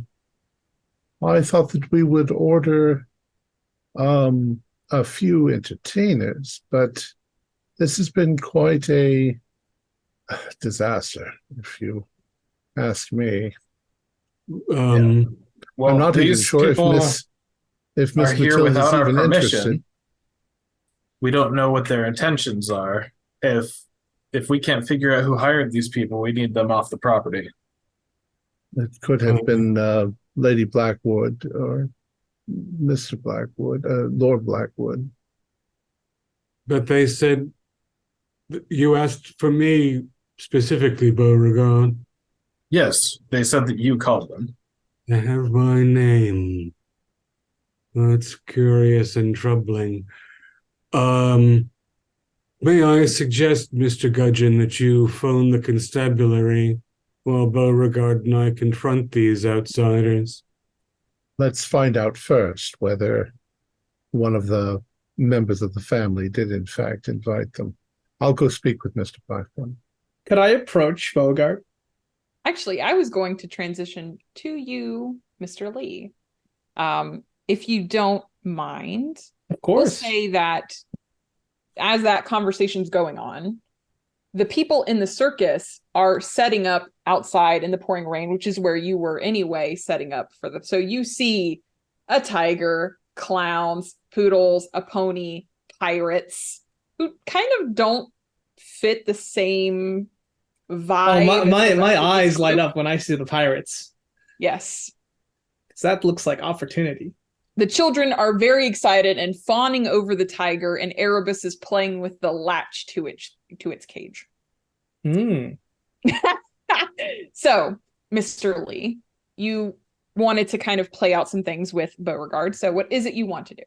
Well, I'd like to approach Beauregard after I saw him talking to the other members of the staff. And could we take a walk? I'd like to discuss some things with you. I know you're busy, but you make me jump as I'm like kind of like eyeing around a corner. I think this is the of utmost importance for both of our employment. What do you want? Sorry. Well, I just want you to know. These people don't have permission to be here. Well, I don't know about that, but I just want to say that when the time comes between me and Mr. Gudgeon, I want you to think very clearly because you might be walking the plank. And that's the innuendo. Yeah. Roll plus secret, so +1. All right. I will bring ruin to this household. 7. Okay, so as a partial success, you get to choose one. All right. Well. Ooh. I'd like prestige for myself. You're just racking up that prestige. I am. But Beauregard, he does confirm that he knows something about. No, I do a hard double take, and I just. Are we clear? What is? I believe so, Mr. Lee. Very good. What is happening between you and Gudgeon? Is there some kind of factions that I don't know about? I suppose. You tell me. I mean, you and him? Does it go higher than that? Well, I don't know. It's not like we're writing love letters. That's another innuendo. That's another one going down. So I get the roll again? Well, sure. Because that's another secret. Yeah. Oh, man. All right, that's another 7. All right. What are you taking? Can I? I'll gain another prestige. All right, man. I love it. You're racking it up. So, and I mean, like, role play wise, I think that means that you're just like earning my respect, right? Because I'm the only one here. That's the respect of the family. Yeah. Okay. The prestige, I suppose, is you probably backing me up. Otherwise, yeah, exactly. Ruined. Yeah, that makes sense. That makes sense. But we'll play it like that. I just, I'm glad we could see eye to eye. So, you've been rummaging through my personal belongings, have you? I wouldn't say that. All right. That was an innuendo. No, I don't know his specific secrets. Yeah, the secrets are a little more dangerous and scandalous. Yeah. Well, sorry, go ahead, Beauregard. Let's finish out the scene. Yeah. All right, let's shake on it. Pretty grumpy about it. Just I suppose, sure, I'll shake your hand. I didn't realize that there was I was here to do a job, you see. Oh, yes, and if you do your job, we won't have any problems. Oh, yes. Well, my job is mostly scrubbing mud and shit off the hallway. I really need to get back to that. Yes, you do. If you need me, I'll be outside. Let's take a bio break. 5 minutes later. Okay, let's transition over to Chef. Chef, you are finishing up the last bits of this fabulous meal that you're preparing for the party. You know, you're eventually going to have to bring it out and serve it. You feel... Actually, make an everything in its place roll for me. Which is roll plus etiquette. I should unmute before I do this, yes.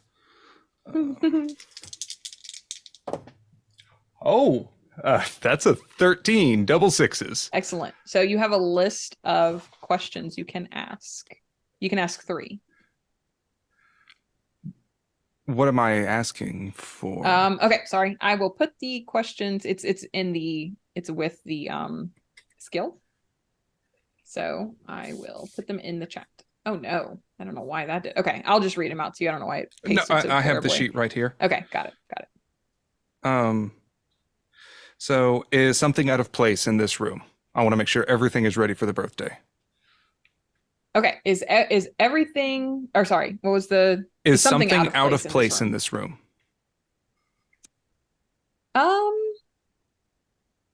You notice, and you did not notice this before, but you also hit the wine a lot, so you're not sure when this would have occurred.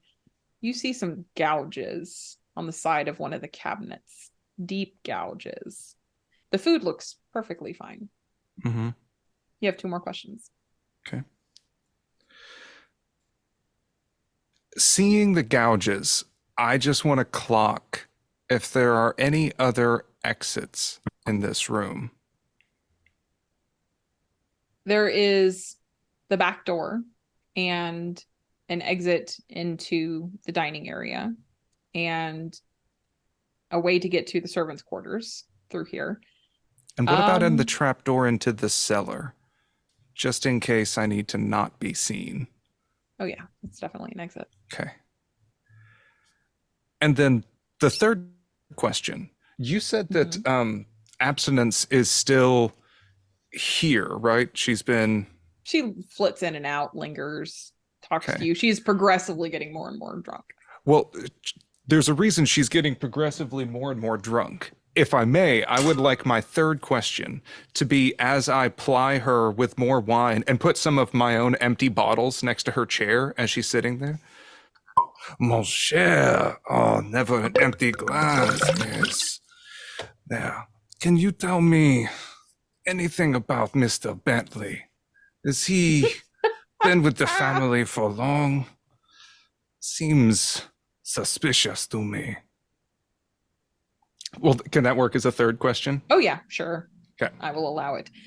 Oh, Bentley, he's a very handsome man. You know, I heard he was carrying on for a little while with one of the staff, but she disappeared. Oh no. You and I both know what Aldecott gets up to in his free time. Those little experimenty things that he likes to do from time to time. And that is Lord Blackwood she's referring to.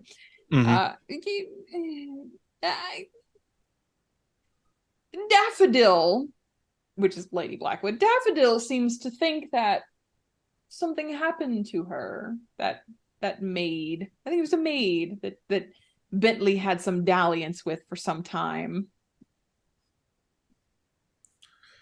Oh, mon cher. Well, that just sounds terrible to calm your nerves.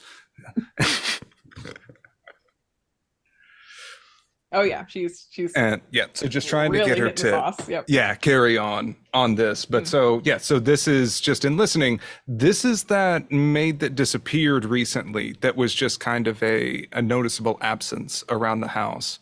And okay, got it. That gives me some dirt. Excellent. So with the food all prepared, how are you going to serve it? Are you taking it outside where the children are rollicking in the mud and the dirt with the clowns and the ponies? The tiger has not gotten them yet. They're struggling. You can see, if you're looking out the window, you see Erebus is now full on trying to get this cage open. Okay. Do we have trays and carts? Oh, yeah. Okay. Absolutely. Has Beauregard finally managed to polish the silver instead of just saying that they will?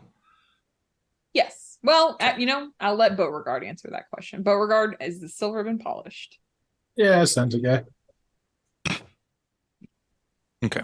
So in that case, I want to put the filet mignons and a little bit of finger sandwiches and the cake, everything just all in trays and tins, and put it onto a cart, and know that I just have to keep track of that in case any more little muddy children want to come by with their grubby hands. I at least can lock the cart down.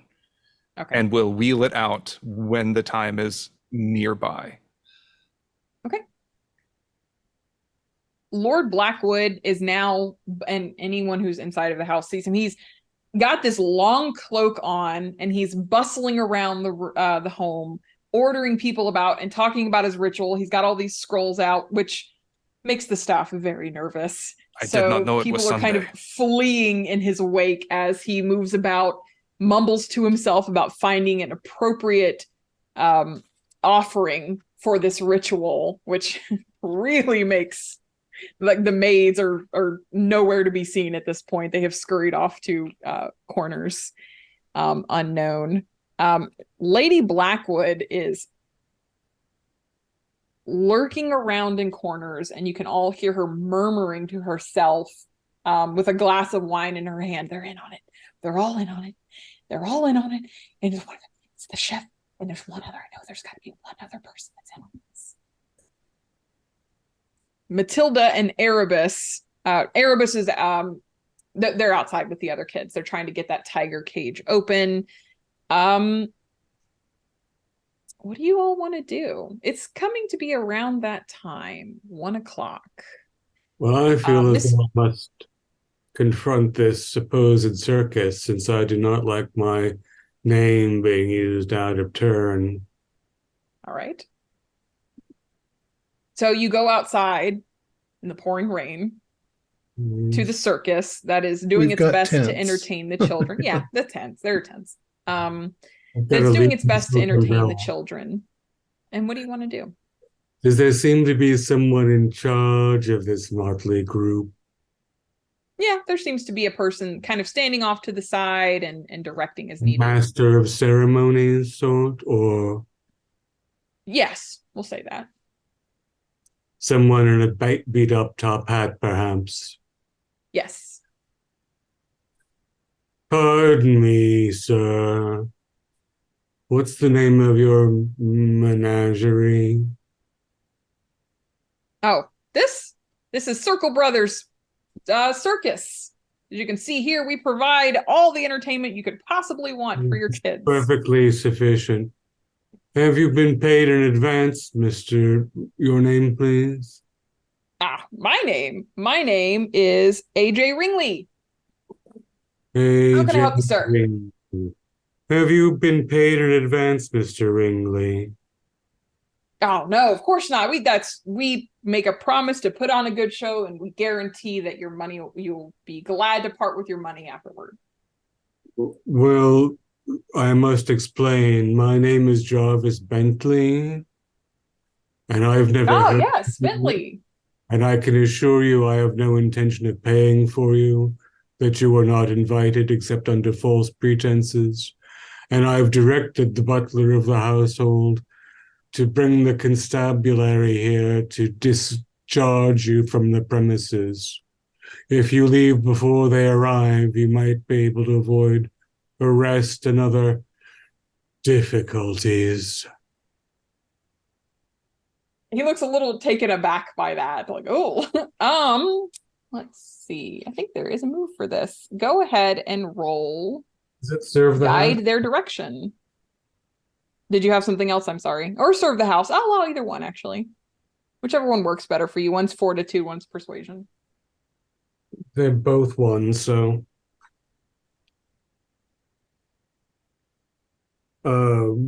7 + 1 is 8. Not very good.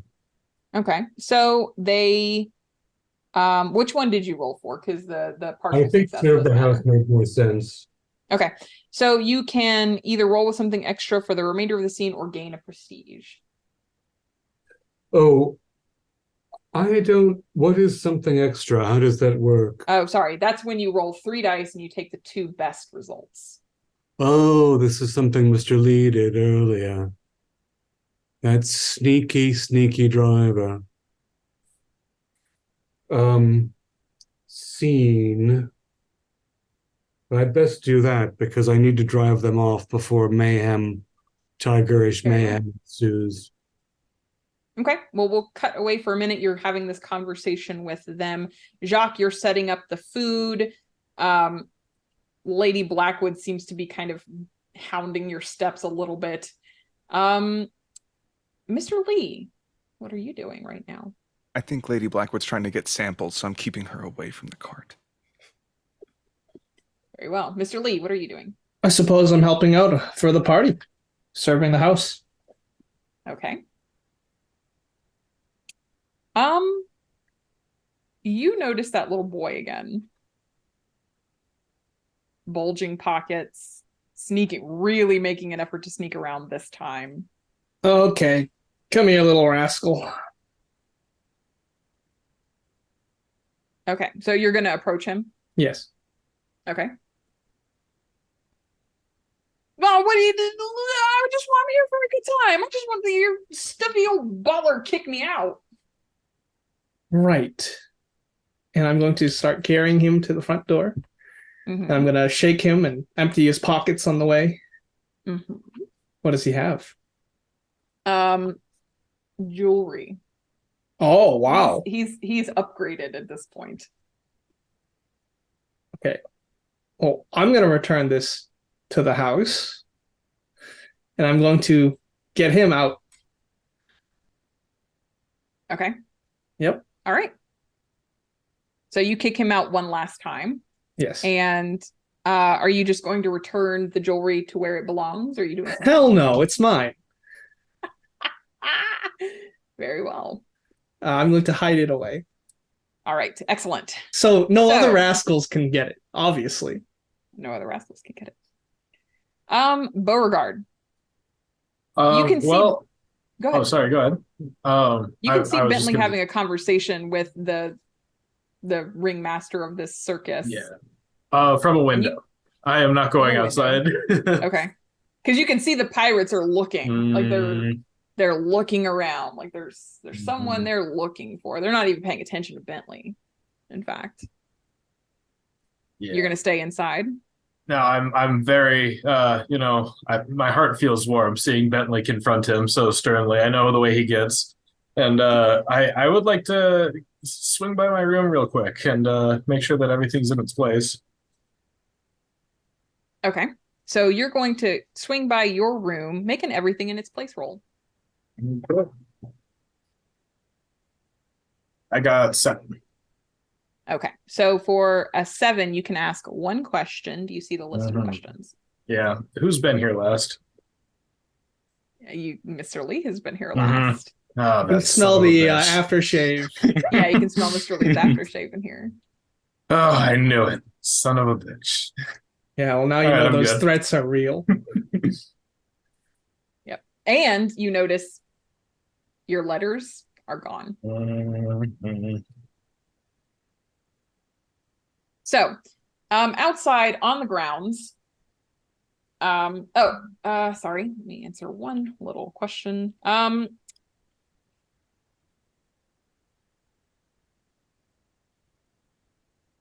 Okay, sorry about that. You are arguing with Mr. Or you're not really arguing with Mr. Ringley. You have convinced him that this is you are serious and you mean business.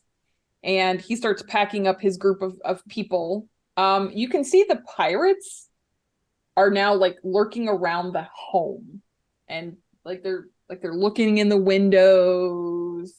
They're trying their hand at the door, poking their head in. These are not pirate clowns. These are people dressed simply as pirates.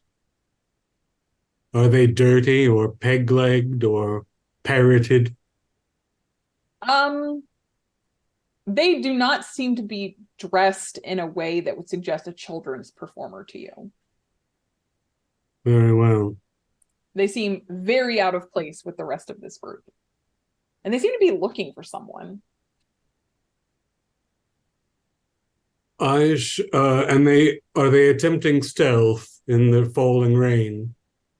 Yeah, not very well. You can see it, but they are trying to be sneaky about it. I shall trudge after them for the moment from the shrubberies. Okay. I've got that ritual dagger Mm-hmm. on hand in case they attempt anything untoward. Gudgeon, what are you doing? I suppose that I am looking over everything. This is quite a disaster. I see that the entertainers are leaving. The children have muddied up everything. I think that I will. I also see that Miss Melissa or Miss Matilda is not interested in the party at all. No. I think I'll dismiss the guests. Okay. Very well. So you start telling all of the children it's time to go home. Like, oh, they haven't even gotten there. You see Chef rolling out the food at this point. Lord Blackwood kind of makes this huge display of flinging open the French doors to the backyard with his robe fully resplendent, all of these scrolls under his arms, and he says, Gudgeon, it's time, let's do this. Where's Bentley? Yes, my lord. Go now. Go on. Leave. Without. Oh. You see Matilda. She is in the gazebo. Lord Blackwood's not there yet. And she's doing something, like a little dance. You're not quite sure what she's doing, but the gazebo is glowing a little bit. Right. The children, you shush the children away. Are you trying to get the circus performers out? They're kind of packing up, but they look confused. Bentley left. They're kind of slowly like looking around. Do you want to dismiss the circus performers as well? I saw Bentley out there, so I'm assuming that they're leaving. I'll keep an eye on them. Okay. But Lord Blackwood called me, so. Yes. So yeah, he's getting ready to take over the gazebo. Matilda's doing something in the gazebo. Bentley, what are you doing with the pirates? You're kind of watching them. They're whispering among themselves. You can hear the word, hold on. They're not going to say that. They're going to say something else. Give me just a second.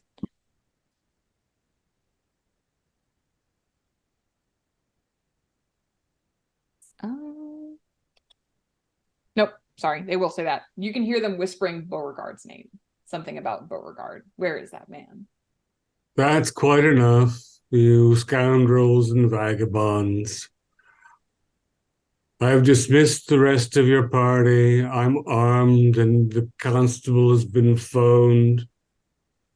What is it you want with Mr. Beauregard before you depart? And they kind of jump when you when you kind of creep up behind them. From the shrubberies. I'll brandish the dagger. It's wickedly curved. Whoa, whoa, whoa, whoa, whoa, whoa, whoa. This Beauregard fellow you got working in your employ. A bounty on his head. A bounty on his head. Worth a good deal of money. Come on, let us in. Let us in. We'll cut you a deal. My position here is rather comfortable. And frankly, I can dispose of him personally. You've been very helpful, though. If you don't leave, I shall run you through with this. It's Oriental in origin, and I believe terribly sharp. So, with that discussion being had, Erebus finally manages to unlock the tiger, and that is when all hell breaks loose.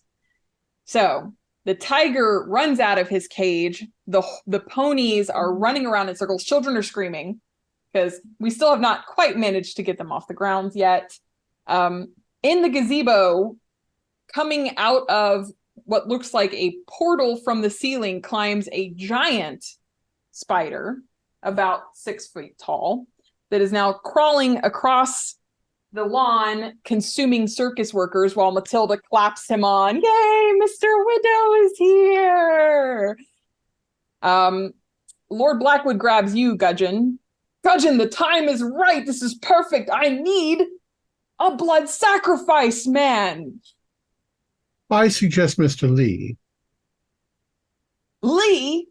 Perfect. Where is he then? Can I make an Lee. argument for Mr. Gudgeon? I mean, see how good of a worker I am compared to him. I've worked here for 15 years.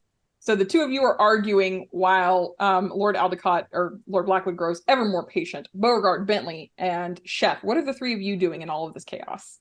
I'm looking out from my bedroom window and just, man, I do love throw a hell of a party. Are you doing anything else while everyone is outside the grounds? I'm gonna stay inside a little paranoid, but I'll start kind of looking for Bentley, asking him how it goes. Okay. Bentley, what are you doing? Given they were looking for your window, Beauregard, you probably see me sort of theatrically thrusting a dagger at the pirates. Oh, that would be hilarious if I saw that. Yes, that's. And then all the screaming begins, and so I probably have to turn away from them. Chef, Lady Blackwood comes at you clumsily, very clumsily, brandishing a knife. She's like, I know what you've been up to.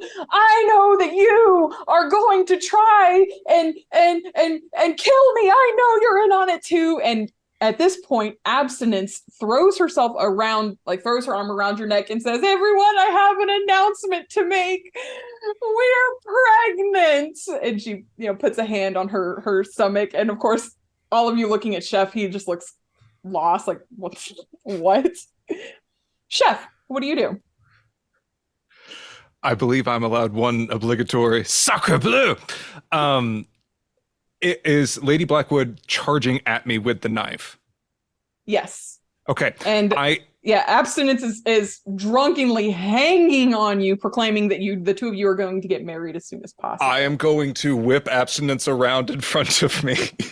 Oh no. And it's just reflex at this point. Okay, excellent. Mr. Lee, what are you doing? Mr. Lee, Gudgeon, the two of you are fighting over who is going to be the sacrifice for Lord Blackwood, who is growing increasingly impatient as Mr. Widow rampages across the lawn, consuming circus workers, and a tiger is running about while Erebus rides on his back. What are the two of you doing? Well, he's obviously an old dog. He can't learn new tricks. He needs to be put down. Simple as that. Your performance has not been up to par. My performance, though, has. That's nonsense. You dented the Rolls Royce. How is that performance? That was obviously the children that drunk. you allowed to run amok. You were drunk. Run amok? Amok. Chef, you throw Abstinence in front of you as Lady Blackwood comes running at you with a knife. Make a make a roll. Make a composure. Make a roll plus composure. We'll see how this shakes out. That is a 7. Just enough. Okay. So you manage to get Abstinence in front of you, and Lady Blackwood runs her through with the chef's knife. And both Gudgeon and Mr. Lee, you both have at least one prestige, do you not? I have 5. One's at 0. Yeah. Okay.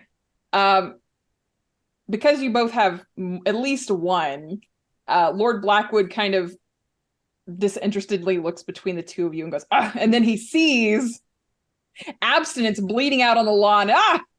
Perfect. Never mind, gentlemen. Help me with this. And he's like dragging abstinence. Lady Blackwood is now in hysterics over her sister, who is not dead. As he says that, and an opportunity to better my standing, I'm going to go, oui, monsieur, and pick her up in a bridal carriage. Yeah, I'm going to rush towards the body as well. Of course, anything, Master Fuck Blackwood. off, man.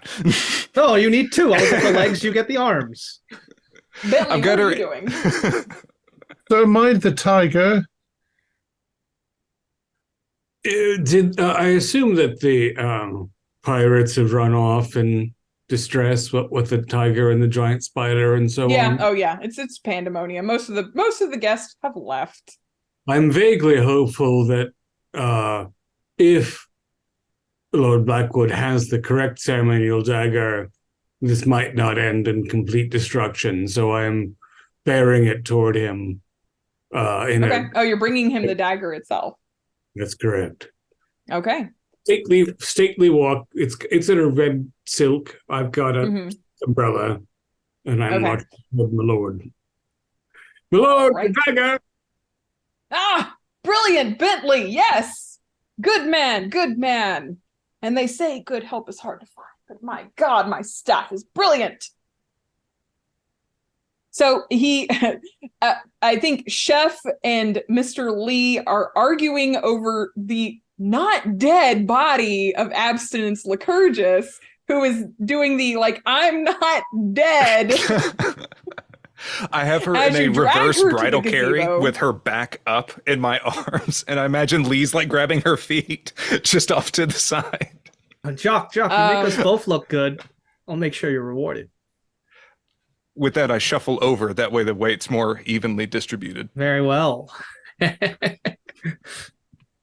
All right. So you get to the gazebo. And, well, you try to get to the gazebo. Mr. Widow is there. Giant 6-foot spider who is running rampant. In fact, I would like anyone who is in the vicinity to roll for Ignore the Strange. We are long due. This is okay. This is okay. It's one more day. Actually, you too, Beauregard, you're watching all of this nonsense go on. Here is a question. If I can use one of my pointless moves. Too busy to care. I have far too much work to worry about what the family is up to. When ignoring the strange, roll with something extra while in the midst of performing my task. Ooh, Mr. Lee, 4. Painful. Unlucky. Beauregard, how'd you do? I rolled double 6s, so 14. Oh yeah, you're good. You're good. Chef, how'd you do? That is double 6s for me as well, so I think that is 13. Gudgeon, how'd you do? I got 11. I was just reading what. Also perfect. Yeah, we spent all day preparing for this. We know this is what we're used to. Bentley. I rolled a 9, -1 for my composure. However, I've seen bloody worse. So, should I roll for that? Sure, absolutely. I mean, I haven't received trauma officially yet, but I assume I would. You will soon. So I shall see bloody worse. Oh, and that's also 2 6s, the first decent roll I've had. Good grief. All right, yeah, you shake it off. One. You ignore the trauma. Mr. Lee, you take 2 trauma as this giant spider kind of bears down on you and takes one of its 8 legs and like tosses you aside. I hope we have good medical. Lord Blackwood, who is just completely unfazed, looks at the spider. Bentley, My lord. Who summoned it in my absence? This was supposed to be the ritual. This is one of Matilda's, my lord. But This is the one I wanted. Oh, fine, damn it. Give abstinence to it, at least. That'll appease it. My lord. Gentlemen, thank you. All right. You feed. I'm not dead. I feel fine. No, she puts up a fight. But Mr. Widow consumes abstinence. Erebus seems completely First, I wanted to know she's alive. What so was that, I feed her feet first. Oh, okay. So we can sense that she's wonderful. alive.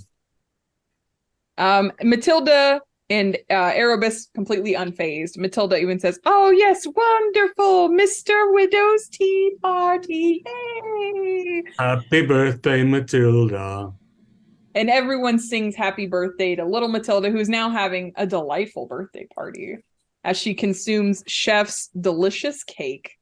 And the rest of you, we close the day on another average day at Bedlam Hall. And that is the terrible tale of a simply dreadful birthday party. But it wasn't dreadful. It was wonderful. Spider got his food. So I would love to know, we only got a hint of a few people's secrets. So what is everyone else hiding? Well, in addition to what you learned about the scullery maid, I didn't murder her. I just let Lord Blackwood use her for one of his experiments. Also, the sweetmeats the children and the ladies enjoyed earlier, some of them are human flesh. I have an arrangement with the undertaker in town. I get organ meat delivered to the house a few times a week. It amuses me to watch you all enjoy the liver sausages. Oh, goodness. Gudgeon, what were you hiding from everyone? Well, my real name is Will Brownlow, and I escaped from an insane asylum 15 years ago, changed my identity and started working here. My problem was that I was a psychopath. And my second secret was, once I started working here, if I didn't like somebody on the staff and I couldn't get them fired, I poisoned them. Except for the family. Except for the past gardener, where we had an argument and I hit him over the head with a shovel and buried him out on the grounds. So Mr. Lee was next. Nice. Speaking of Mr. Lee, what were you hiding from everyone? I also murdered a farmer / gardener. And when I was 16, I ran away from home and changed my identity. And I was having an affair with the same maid that Mr. Bentley was. A lot of you had some good crossover secrets accidentally. Beauregard. Yeah, it was Captain Beauregard until my crew mutinied. And you're a pirate. I got this job to hide away from him. And then, that thing about the love letter, that's the Duke of York's daughter. It's Peppermint Patty. I got something not good going with her. And Chef. And Chef Jacques Charpentier is not French. He is French Cajun, who was running away from a lot of gambling debts in Louisiana and then posed and then posed as a Frenchman in the UK because these stupid English they taste anything with seasoning and assume that it's good food. So that was my first secret. Bentley pretty much got both of mine. I embellished in my second one is that I have been dipping into the Blackwood's wine stash and sampling it. As if you start at the middle, they always ask for the oldest vintage. So there's plenty of time for new stock to be coming in, and was pawning all of that off on our dearly departed abstinence. Guys, for playing. This is just a little bit of a different RPG system, but I appreciate you taking time to play. Thank you for running. Thank you. It's delightful. I mean, it's still awful. It was awful. It's funny that the illusions that the public stuff included didn't mention Edward Gorey, but I think that's the most suitable. Mm-hmm. Oh, if you've ever seen the artwork is incredibly Edward Gorey. That makes sense. Yeah. Because it's not really scary. It's just it's all bad. It's all It's all delightfully macabre. I still love that the whole book starts off with an apology from the author. Yeah, it's a little Lemony Snicket if you've ever read Lemony Snicket, just kind of like that style of writing, that morose style. Yeah. It's an interesting game. It's the mechanics interesting. I don't think I got it for most of it. Powered by the 'Cause Apocalypse I didn't is know- tricky. Yeah. I didn't know if I could interrupt, like when okay, I'm the butler, I'm watching the house all the time. So when he went upstairs and started snooping around, I asked you if I could notice that, because I would definitely notice the chauffeur going upstairs where he doesn't belong. But I didn't know if I could just interrupt. And by then it was gone. Yeah, it's tricky. It's tricky. You know, you work in a manner. To be able to keep tabs on the entirety of it and its staff is probably not possible. So yeah, and it's just very, it's not a skill-based system, right? It's just heavily into role playing. So it's not necessarily about seeing someone do something or catching it or succeeding in it. It's more like the interactions. But And I think that the interactions, the mechanics work better with NPCs, particularly with those around the family. It felt kind of tricksy whenever you were dealing at like between the PCs, where it's just like, I can make someone do something. Like that was also something, as the cook, it was weird because I just really felt like I need to just stay in the kitchen, because if I wandered out of the house, I'm just going to get yelled at. So I didn't have much of a reason to do that except for trying to smooth abstinence if I needed a way out. Right. But also, like, there were times I was just going to kill like that kid. If he came back into the kitchen, I would just murder him with a knife. And like, I don't know if there's something I needed to roll for that or what. Also, fair. like, yeah. I thought about murdering Bentley too if I could have got him alone. My cruel move is a physical altercation, but yeah, mine too. That's what I picked. I added an additional secret that, like, I knew that was human flesh, is why I kept just pawning it off on all the guests and people, because I've used that to dispose of a few folks that I didn't much like around the house. Now, when you first mentioned that the special order came in and it tasted of pork, I was like, does he know my secret? Because I thought that somebody else had said something that suggested they knew my secret in the pregame preparation stuff. So did you ascertain that just out of, did you learn that in game, or did you just sort of? Holly sent me the secret, or as a start of a secret, is that the Valitus stated that he occasionally brings you meat to serve the Blackwood family, quote, Lord Blackwood's orders. I just took the leap and I was just like, that's people meat. And also, I have served meat pies quite a few times around the house between staff changes. Well, and I knew that Cook was serving meat that was odd and that I couldn't identify what it was or where it was coming from. And I think that's one of the things that overlap. Sorry, go ahead. That's one of the things that kind of threw me off, because what was the original scenario that you were going to run called?